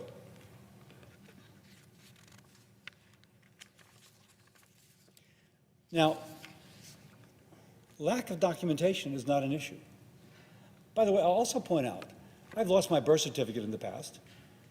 I called the place where I was born, and within a week I had it in the mail. But now I'm sure you can do it online. So even should you need a birth certificate, people lose birth certificates all the time, and then they get them back. But we have to show photo ID or citizenship sometimes like at least a weekly basis. You fly, you open a bank account, you cash a check. All those are routine activities of our lives, and you show your driver's license, which is a real ID. So those who are opposing this say that they are concerned regarding the woman who marries and takes her husband's name. That has been addressed. That you have to prove citizenship and you don't have the documents when you go originally to vote. That has been addressed. That the very fact of showing an ID is discriminatory, and yet over and over again in life, we show IDs to do things that are part of daily life. I'll note that when the New York City Mayor Mandami offered New Yorkers a chance to make a little extra money snow shoveling during the blizzard last month, he required not one, but 2 forms of valid ID. So it's a weak argument when leading Democratic figures are having trouble, or having their citizens show ID. It's a weak argument that you have to endure some incredible hardship to show an ID to vote. Now, by the way, I've been asked about the talking filibuster, and I have supported returning to the talking filibuster since I joined the Senate in 2015. I still remember Jimmy Stewart's Mr. Smith Goes to Washington, and it was rough on the senators. But being rough on the senators, frankly, kind of pushed people together to get something done. I'm from Louisiana. For the longest time, Huey Long had the record for the longest filibuster. But that filibuster eventually either broke him or broke the Senate in the sense that they were willing to compromise to get something done. So to my Democratic colleagues, I ask you to listen to the people. Pass the Save America Act. And with that, Mr. President, I yield the floor.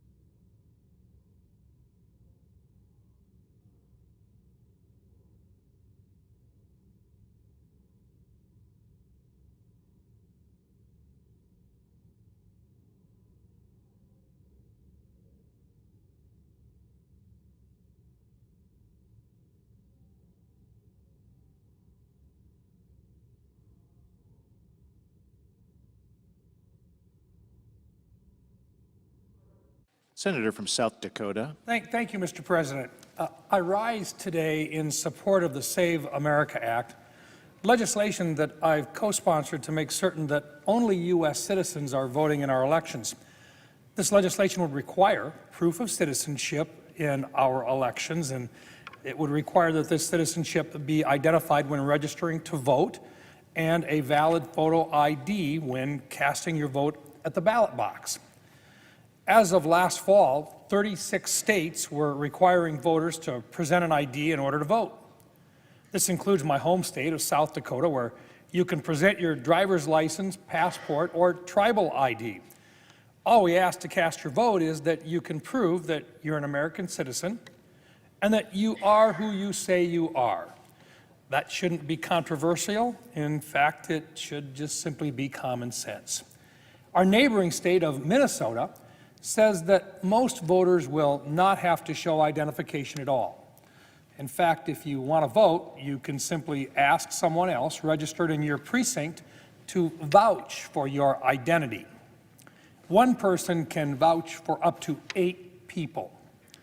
This loose requirement does not appropriately address voter integrity. We require identification for many parts of everyday life in America. You need your photo ID to open a bank account, rent a car, start a job, or board a plane. In New York City, you need 2 forms of ID just to shovel snow. Requiring identification to vote should be the standard. The American people understand that. In a recent poll, over 80% of Americans favored requiring all voters to show government-issued photo IDs to vote. That includes 95% of Republicans, 85% of independents, and yes, even 71% of Democrats. Let me say that again. 71% of Democrats support voter ID laws. Our Democrat colleagues are on the wrong side of their own constituents. This legislation implements a reasonable policy with broad support from all sides of the political spectrum. I simply do not understand why our colleagues on the other side of the aisle continue to hold up this legislation. Voting in elections is a constitutional right, but it's also a privilege. We live in the greatest country in the world partially because of our free and fair elections to choose our leaders. We compromise these values when we allow non-citizens to vote in our elections. The right to vote in our country belongs to the American people, not foreign nationals. American elections should be for the American citizen only. American leaders should be decided by Americans. I urge my colleagues to support the Save America Act to uphold the law and protect voter integrity. Thank you, Mr. President. I yield the floor.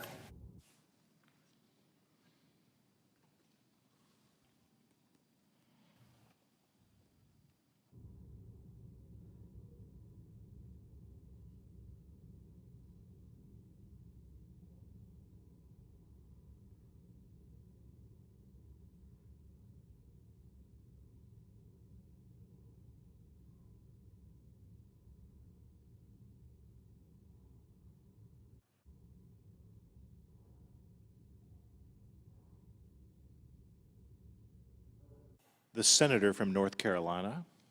Mr. President, I rise today on behalf of 80% of Americans, including millions of North Carolinians who are asking Congress to ensure that only Americans can vote in American elections. The charge here, it's really that simple.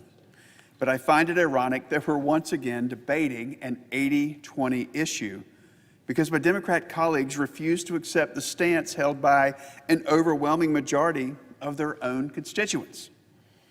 Staging political theater on such common sense issues, it's really become routine for Democrats.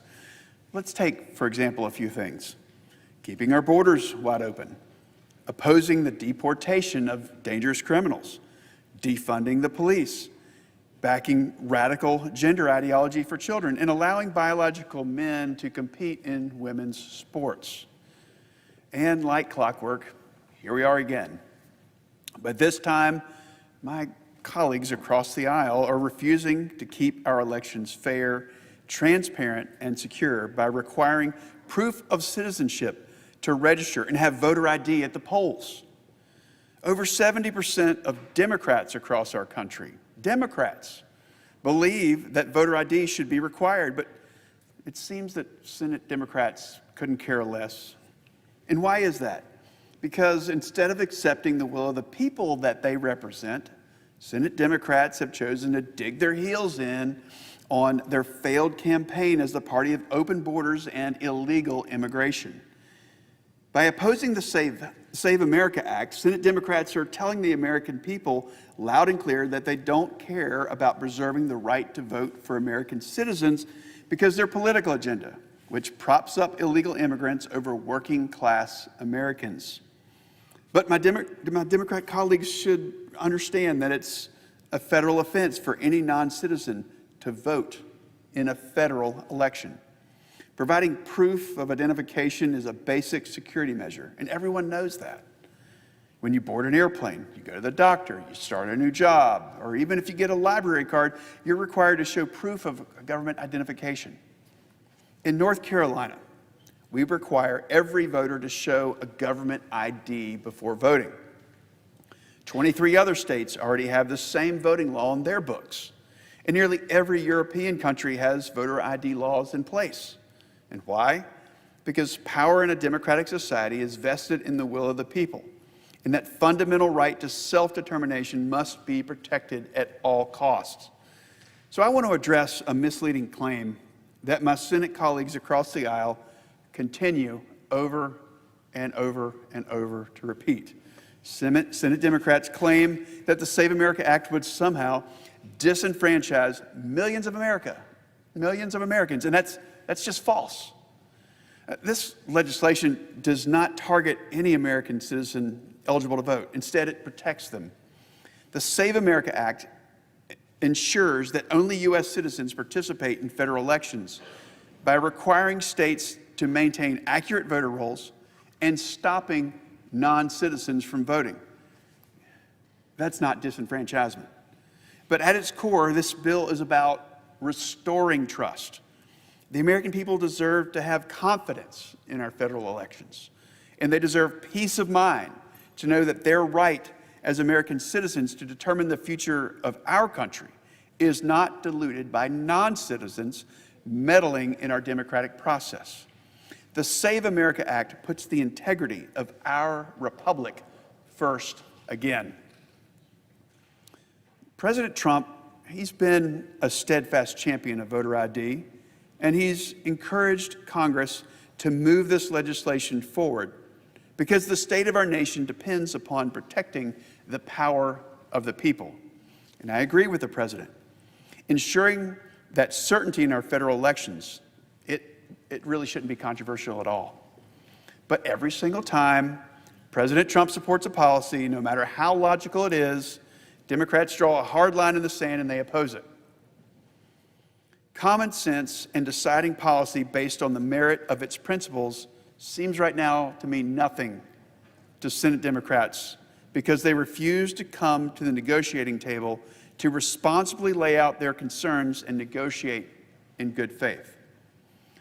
And when I travel to all 100 counties in North Carolina, I hear the same frustration. Americans see Congress stuck in gridlock with negotiation replaced by partisan stonewalling. I think the American people deserve better. I'm all for having passionate disagreements, but a friendly debate, it's just as American as it gets. But discord should never be an excuse for obstruction. And partisan games are no substitute for responsible governance. That's not what Americans sent us here to do. We must listen to the 80% of Americans calling on us to restore trust in our federal elections by ensuring that only citizens can vote. The American people, they didn't send us here to posture. They sent us here to legislate. And legislating requires setting aside partisanship, returning to common sense, and doing what's best for the country and not what is politically self-serving. So I hope my colleagues across the aisle that they'll listen to the overwhelming majority of Americans, Republicans and Democrats, calling for action and vote to pass the Save America Act now. Mr. President, I note the absence of a quorum. The clerk will call the roll. Ms. Alston-Brooks.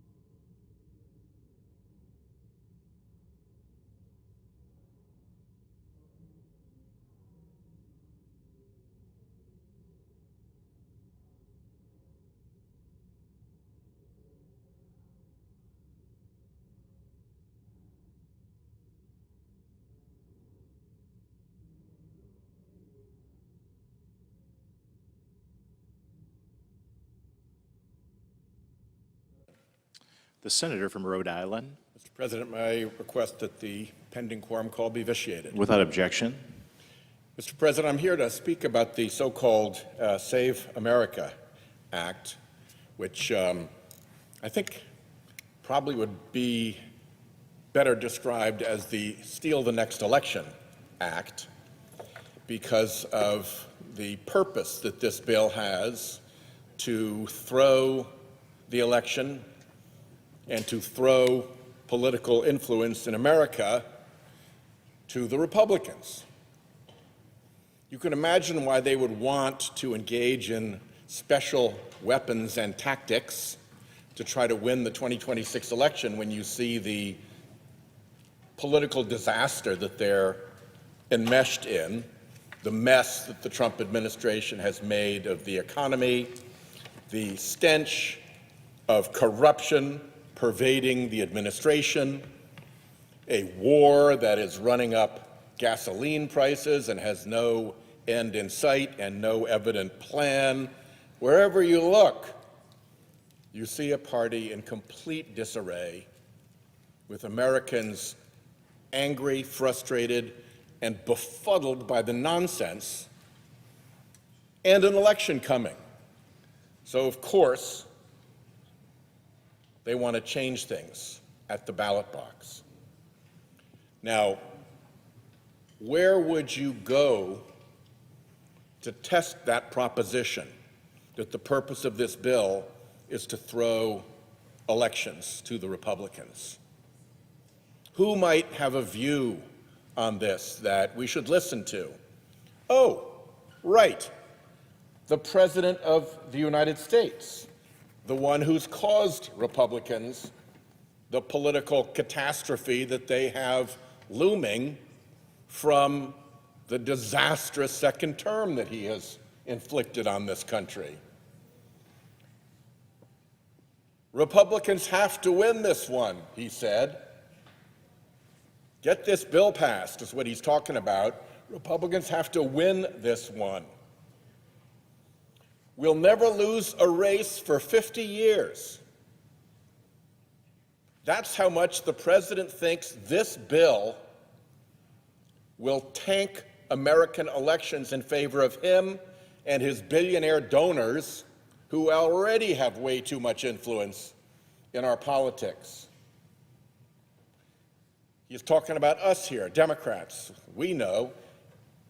They know if we get this, if Republicans get this bill, they probably won't win an election for 50 years, maybe longer. This is the President of the United States, the head of the Republican Party, the person most responsible for the mess that Americans are rejecting. And he's being pretty candid about what the purpose of this bill is. It's to throw the election. It's to politically interfere with the coming election so that the Republican Party, and more importantly, the billionaire backers who are pulling the strings and giving it its direction, don't lose. Don't see split government. Don't see compromise. Don't see Congress in the people's hands again. Republicans have to win this one, he said. We'll never lose a race for 50 years. And this isn't about political influence with comments like that from the head of the Republican Party? You may think he's thinking about some dim and distant future, perhaps, that this effort on the floor of the Senate right now to throw the election to the Republican Party isn't immediate. Whoops, there he goes. It will guarantee the midterms. Guy says the quiet part out loud. I'll give him that. He tells Republicans, you're going to win the midterms at levels that you can't even believe. How would you win the midterms at levels that you can't even believe? Well, you probably can't believe that you'd win the midterms based on current polling, as Americans reject the wars, the spending, the waste, the corruption, the cost increases. You can't even believe it unless you get this bill. Unless you're going to get this bill, and then you're going to win every election for a long time.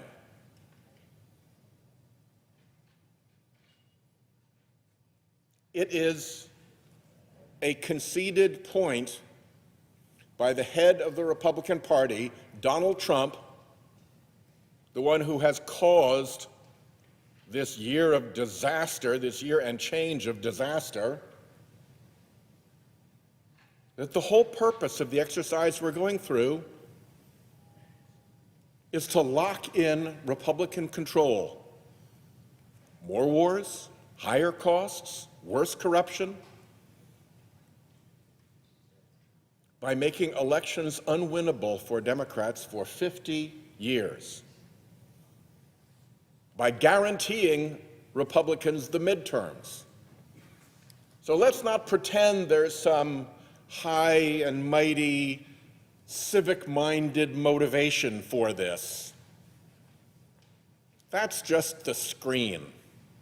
Behind the screen, Trump can't help himself. He admitted what this is all about. It will guarantee the midterms. You're going to win the midterms at levels that you can't even believe, and you're going to win every election for a long time. We'll never lose a race for 50 years. We'll never lose a race for 50 years. We'll have so fixed voting in this country, not enough with the gerrymandering, not enough with the dark money. We now have to fix elections so that Republicans will never lose a race for 50 years. He's admitted it. He's admitted it. And how do they do that? Well, the until recently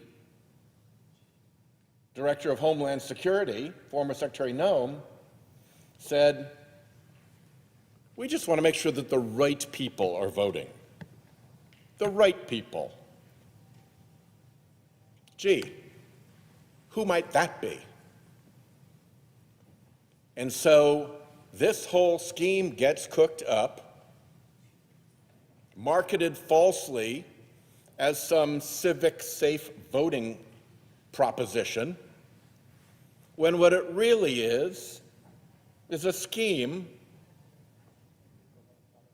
to influence elections so that the creepy billionaires behind the Republican Party can continue to control the decisions that get made in this town. That's what this is about, plain and simple. My friends will say, oh, this is just a voter ID bill. Everybody loves voter ID. You'll hear 80-20 more than you can imagine. Oh, voter ID, just voter ID. People should have to bring their ID when they vote. Well, we did that in Rhode Island. It was a bit of a pain. You can imagine an individual person, let's say a 80-year-old woman, widow, living alone, living in, say, a senior high-rise in Providence or in Pawtucket. She's not traveling. If she had a passport, it's lapsed. She's not driving. She hasn't had a car in 5 years. Her community is largely in that high-rise, and people who come to help and help bring her groceries. She has a Social Security card because she's on Social Security, but the Social Security card isn't a photo ID. So when you bring in voter ID, you've now dumped on that lady a new hassle. She's been voting her whole life. She's been voting for 60-plus years. And now suddenly, they have a problem with her voting. Even when she comes downstairs to the voting machines that get set up in the senior center lobby to make it easier for seniors to vote, and everybody in the building knows her, but no ID, no vote. So in Rhode Island, we went through that hassle of helping people who needed an ID, who for perfectly legitimate reasons didn't have one, get an ID. It was unnecessary. We had essentially zero voter fraud, but we did it, and we put in the work, and it worked out fine. So let's not pretend this is just a voter ID law. This points its attack at voter registration. If you move, so you have to re-register to vote. If you're young and are registering to vote for the first time, that's where you run into the obstacles designed to prevent certain people who aren't the right people, from being able to vote. That's where you run into the problem. And worse than that, they're trying to take the voter information that we entrust to our Secretary of State and to our Elections Board. They're trying to get the private information of voters in our voter rolls and put it into a national website controlled by, the Department of Homeland Security. The ones who are running ICE around in neighborhoods, the one who ran their agents through the Rhode Island courthouse and threatened a judge with smashing his car windows when he tried to vouch for his high school intern, who the ICE agents wrongly thought was a 30-year-old person they were looking for. We're going to trust the entire country's worth of voter information to that operation? Look at what just happened in Fulton County. In Fulton County, a Trump U.S. attorney from Missouri sent the FBI in Georgia into the election headquarters to seize all of the voter data that they had. I've separately explained what a completely fouled up operation that was,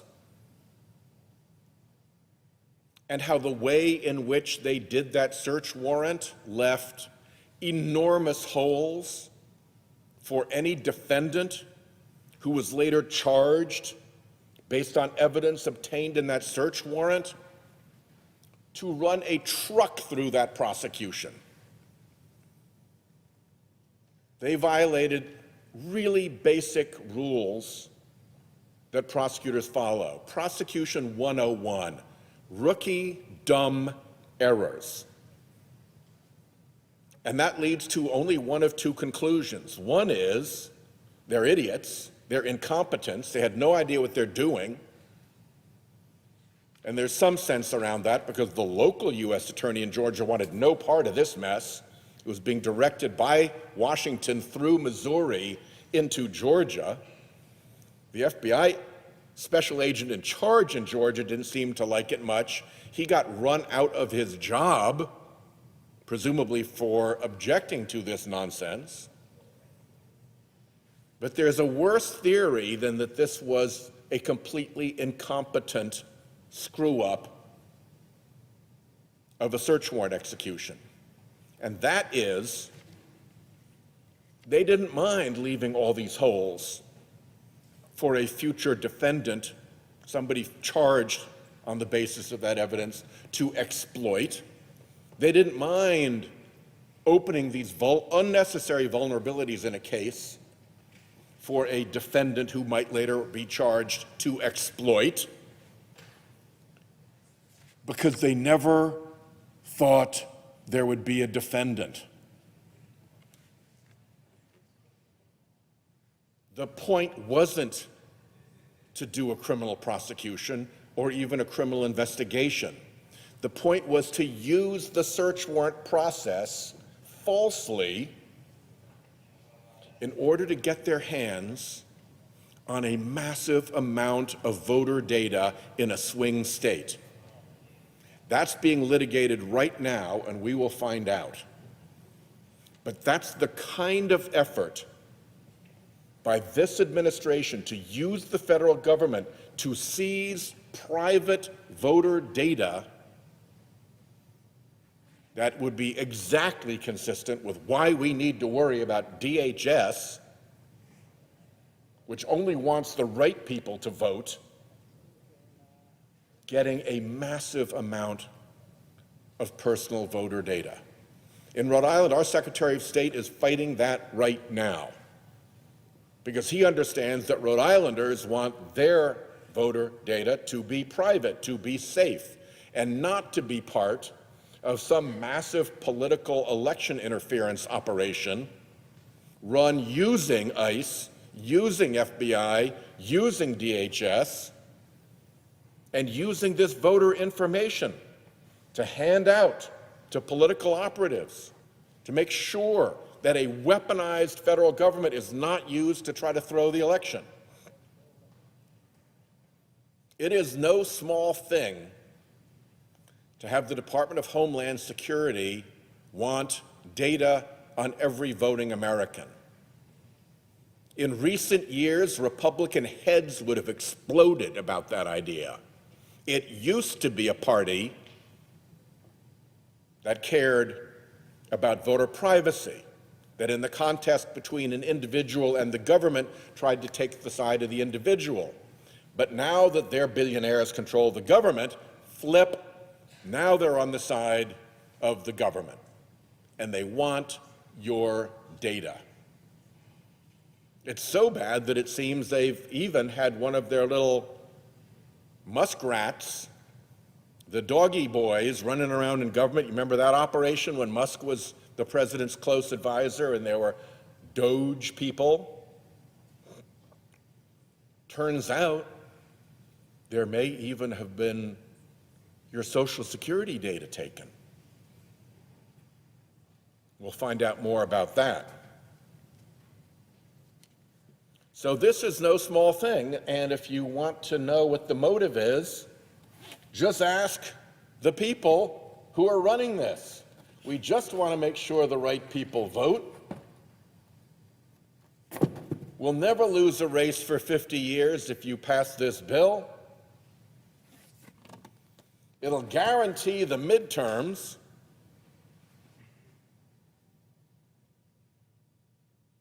You're going to win the midterms at levels you can't even believe, and you're going to win every election for a long time. That is putting the fix in.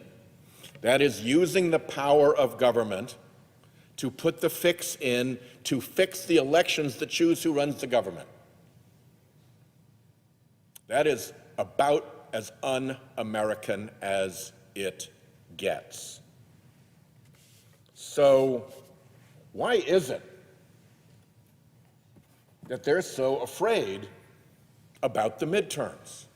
What is it that makes them have to put in place mechanisms from voter ID to registration restrictions to data control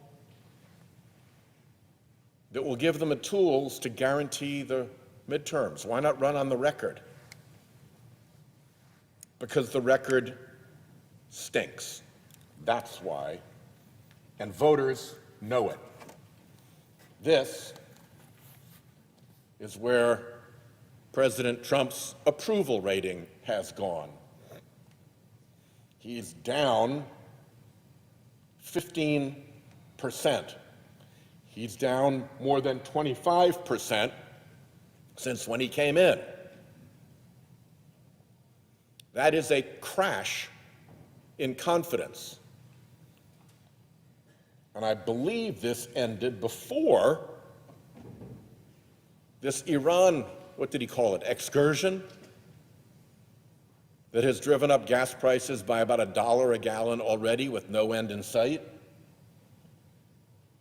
So they're looking at an election disaster, and for a really good reason. Here are Trump's job approval ratings. His disapprovals have been going up and up and up to nearly 60. His approval has been going down and down and down to below 40. There is a more than 20-point swing between his disapproval and his approval. That is a politically lethal place to be. That is a signal that you have made such a mess of your unified control of government that voters want something different, want something new, want a change, are sick of the nonsense. And when you're looking at that, and you're looking just a few months down at November, man, time to make sure you change the law so that we can make sure the right people are voting. And let's take a look at a few examples of why it is that Trump's disapproval is more than 20 points above his approval. Why is it that they are in such trouble politically? Why is it that these approval ratings have dropped 15 points and 25 from before net zero? This is a real problem. And we're not the only ones looking at this data. The billionaires who run the Republican Party these days, the billionaires who tell Trump what to do and boss him around and give him big gifts and super deals for his family and his cronies and his friends, they're watching this too. They've never had it so good right now. They can basically secretly, quietly run the United States government through the Republican Party. What a deal. Poor man want to be rich, rich man want to be king. And they get to be king from the shadows with dark money and influence and a Republican Party that hops to their tune. So they're not happy either. That's why they need emergency measures that will guarantee the midterms. That's what we're involved in today, trying to make sure that elections are fair, trying to make sure that everybody has a shot to vote, trying to make sure that for real, this is an election that reflects what the American people get to choose.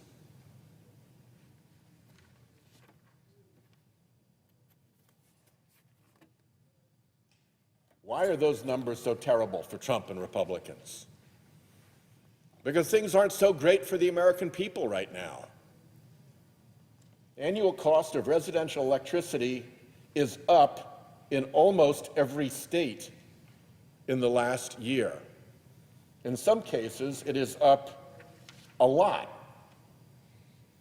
$278, $210, $123, $159, $171 up in Maine. People understand that their electric bills are going up. And if they're paying attention, they understand that their electricity bills are going up because Trump and his administration are deliberately pushing clean energy away from the grid.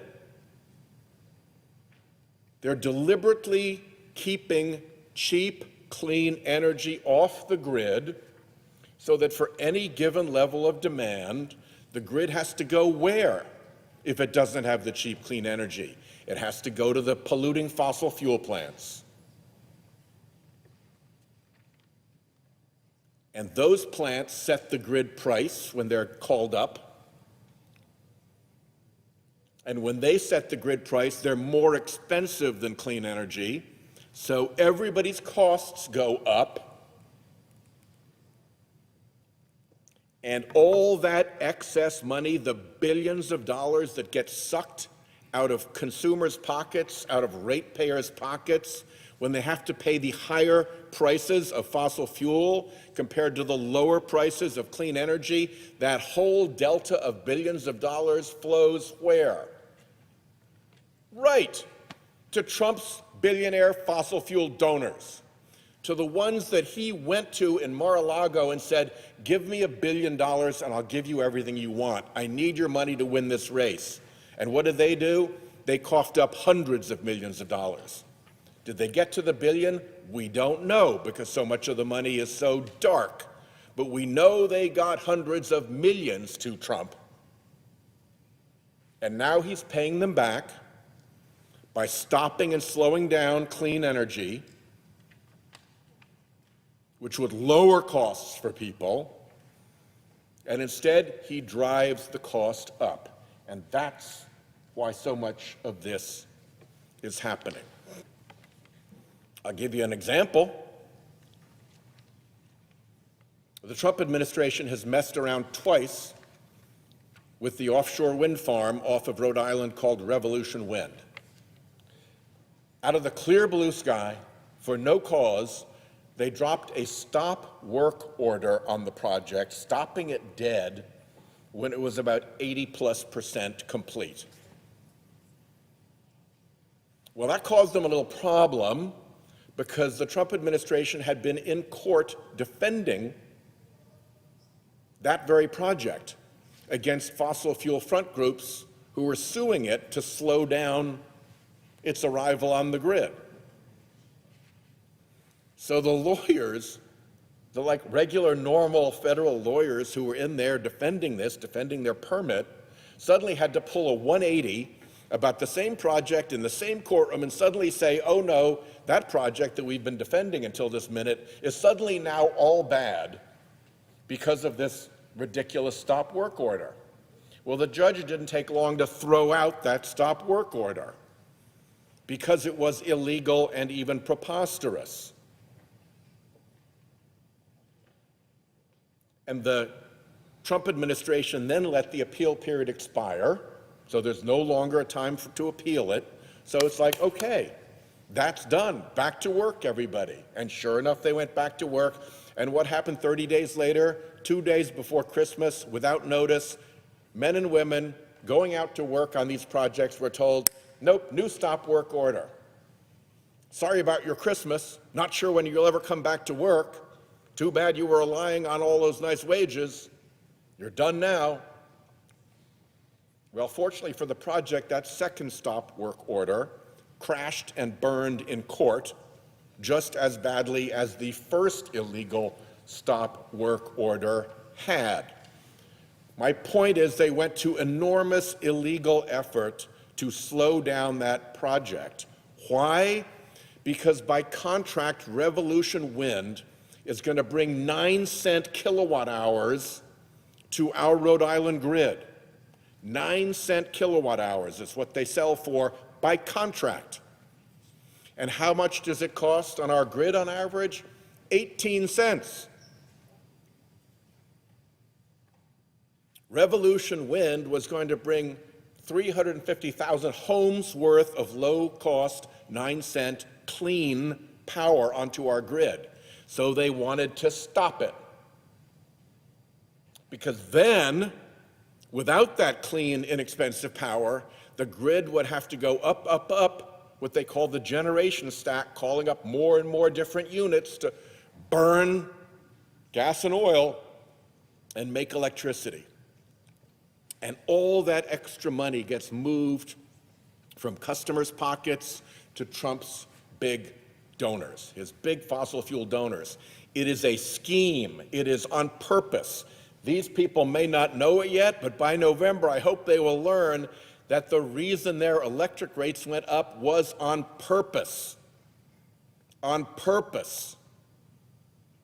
So that Trump and his cronies could pay off his big fossil fuel donors with all that extra revenue from their delay and their blocking of cheaper, cleaner energy.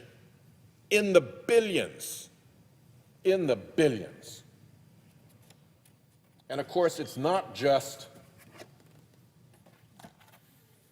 electricity, where people know that they have an administration that is not looking out for them, that is looking out for the big corporations, the big polluters, the big donors.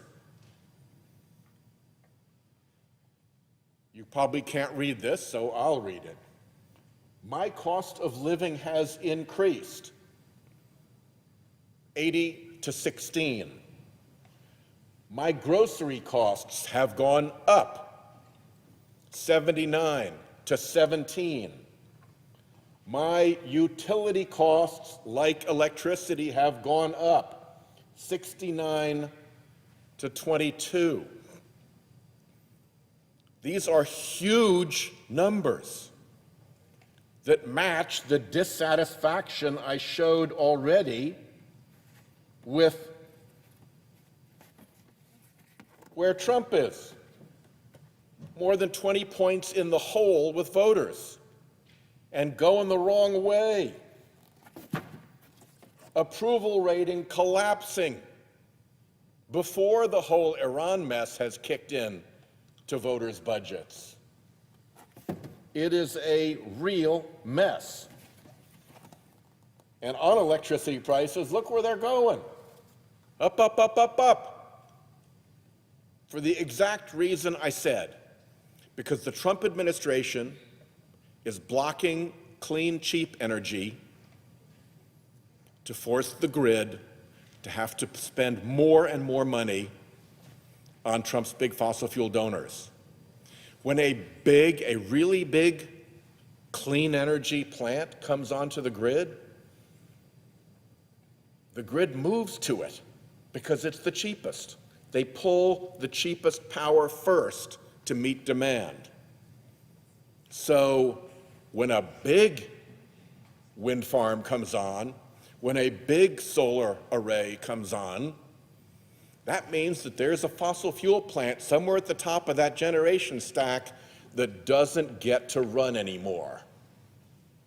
And the owners of that fossil fuel plant don't get paid for running it, and the fossil fuel dealers who fuel that plant don't get paid.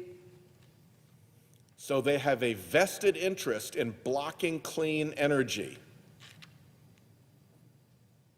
And they're doing it because basically they have infiltrated and occupy the Trump administration. Just look at the appointees and look at the behavior, and all of it drives costs up. Electricity prices are surging in the U.S., and what people are going to understand by November is that those electric prices are surging on purpose. Ratepayers are being dragooned into a scheme to pay back Trump's big donors with their money. Cost of housing up 69 to 21. Healthcare costs up 61 to 26. Medicaid has been cut. People already know that. Half of the Americans already understand that Medicaid has been cut, even though the cuts were postponed until after the election. Wait till they actually land in people's pocketbooks. Social Security and Medicare have been cut 42 to 40. That's where all that is. But check all of these. Cost of living, grocery, utility, housing, health care. 60 to 80 versus 26 to 16. The American people know what is going on. They know what is being done to them, and they know who's done it. So that's why they've just got to make sure that only the right people are voting. We did some work on another big cost area for Americans when I was the chairman of the Budget Committee. One of the biggest expenditures that a family has is home insurance on their home. It's very expensive, and it is going dramatically up, and in some cases, not only are the premiums going dramatically up, but the insurance companies are finding that they can't insure the property any longer. It's too risky. And so the poor owner gets a notice of non-renewal. That's what it's called. You've been a loyal customer for 15, 20 years. You've made your premium payments on time every time, and the company sends a letter to you in the mail, comes through your mail slot. Sorry. Sorry. We can't insure you any longer. You're going to have to go find a new insurance company, which creates a huge hassle in the life of that family, which almost always ends up with a more expensive policy or one with a lot less coverage. And this is happening all over the country. And it's happening because of climate risk. It's happening because along our coasts, the rising sea levels, the warmer oceans, the worse storms, the bigger hurricanes that come ashore are making it impossible for insurers to provide insurance to homeowners. And it's also happening out west. Although out west, it's not coastal storms and flooding that are making people's homes uninsurable, it's wildfire. And whether it's wildfire or whether it's coastal flooding, the cascade is the same. The dominoes that fall are the same. First is you have the climate risk. And why do we have the climate risk? We have the climate risk because the fossil fuel industry, which is now running the Trump administration, has spent billions of dollars and decades in Congress making sure we let them pollute for free. And they've won, they've succeeded. It is still free to pollute carbon dioxide and other greenhouse gases. We've never put a price on carbon emissions. Nothing else is free to pollute. Nothing should be free to pollute. You don't get to dump chemicals in a river and get away with it just because the river carries it away. So this homeowners insurance problem is a massive, massive cost problem for homeowners across the country. Here in Florida, you can see how acute the problem is down in Florida. In Florida, I think we're at $14,000 average homeowners insurance for a standard $400,000 policy. And it's predicted, depending on the county you're in, to double, triple, or quadruple. What does it do to the value of your home when a $14,000 home insurance cost doubles or triples? What if you now have a $40,000 instead of a $14,000 annual carrying cost to own your home? Its value crashes. And that's the cascade. You go from climate risk to uninsurability to, oops, now I can't get a mortgage on this property because if you can't insure a property, no one will issue a mortgage on it, to its value crashing, to recession. And those warnings are all over the place, and not from Save the Whales, not from the League of Conservation Voters, not from the Sierra Club, but from the former risk manager of Goldman Sachs, from the former head of the Bank of England, from the International Financial Stability Board, from the former chief economist of Freddie Mac. The warnings are legion. And here's another cost that families are more and more dealing with. This is the rate of non-renewal increase, where the insurance company says, sorry, your property is now uninsurable, at least by our standards. There's non-renewal rates by state. Again, you see the coastal states hit pretty hard, but there's also wildfire coming in. This was the work of my budget committee. Then some other groups followed up and did some more detailed work. And this is where home insurance premiums are changing. They're already up already. What this did was to look forward, not to say, okay, they're up, they've doubled in the last few years, but where are they going to go? Where we predict they go? And the prediction here is that insurance premiums are going to climb as much as 300% in the 30-year period of a mortgage holder buying right now. What does he have to look forward to? Well, if you're down here and you're already paying $14,000 a year, it's even more in Miami, and it's going to go up 300%, it's going to quadruple. These are people who have a real cost problem now, and they have a real cost problem coming, and behind that comes a real home values problem. If you're a Palm Beach billionaire and you want to swap mansions, that's fine, you can do that. You don't even need a mortgage. You just pay with cash. But if you're living north of Tampa in a development and you bought your house with a mortgage and you want to sell it, the person you want to sell it to is going to need a mortgage. And if your property is now unmortgageable because it's uninsurable, there goes your market of buyers. We've talked to people in Florida when we did this investigation who literally cannot sell their home at any price. It's not fancy enough for a billionaire, and it's not mortgageable and insurable for a normal person. They're just stuck. They're just stuck. And they're looking at here, what the map shows is where they expect to see changes in home value. Again, in the next 30 years, in the period of a mortgage entered into at the time.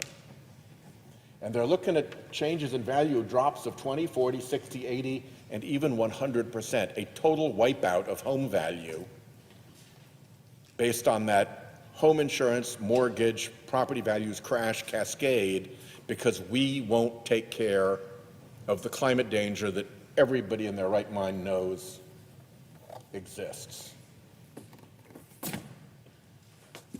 And the fossil fuel industry has a big reckoning coming from that mess. And they do not want to be responsive to voters. They want the White House and the House and the Senate controlled by a party that they control. They want this election to keep Republicans in power so that they're not held to account for the fraudulent climate denial, for the dark money corruption, and for the looming catastrophe in home insurance rates. And the way they do that is making sure with this bill that we just make sure only the right people are voting. So the stakes are very high right now. I'll close, because I think I have the floor only for another few minutes, by talking just briefly about Kansas. Why would a Rhode Islander want to talk about Kansas? I'll tell you why. Because they tried this in Kansas. They had a similar law in Kansas, and it went to court, and the court threw it out as unconstitutional. The Save America Act resembles a law in Kansas that was decided to be unconstitutional. Some other interesting things the court found. Across 19 years, the proponents of that law could only show 67 non-citizens registering to vote or even attempting to register to vote. Over 19 years, 67 people. If you look just at the presidential elections in that period, Kansans voted in this number, 5.5 million votes cast. 5.5 million votes cast. So those 67 people are 0.0012% of voters.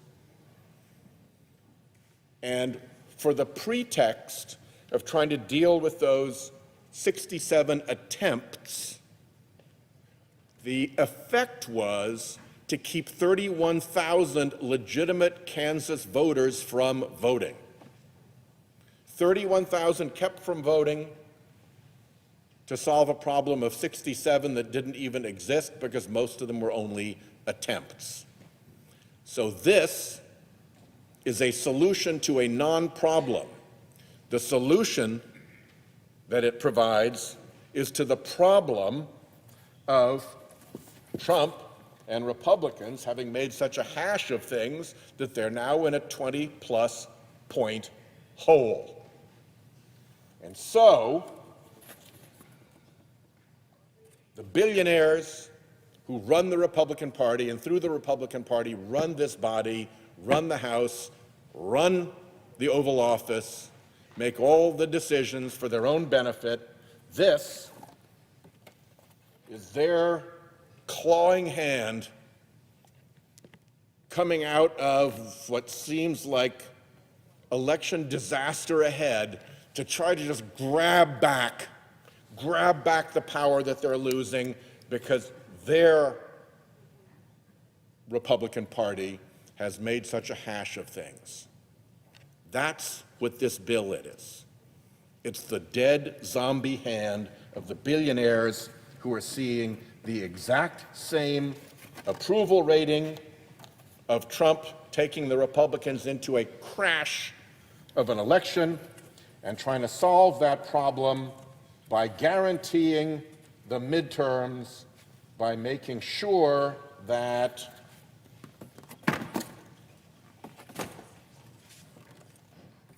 just the right people vote. I yield the floor. No. Mr. President. The senator from Kansas. Thank you, Mr. President.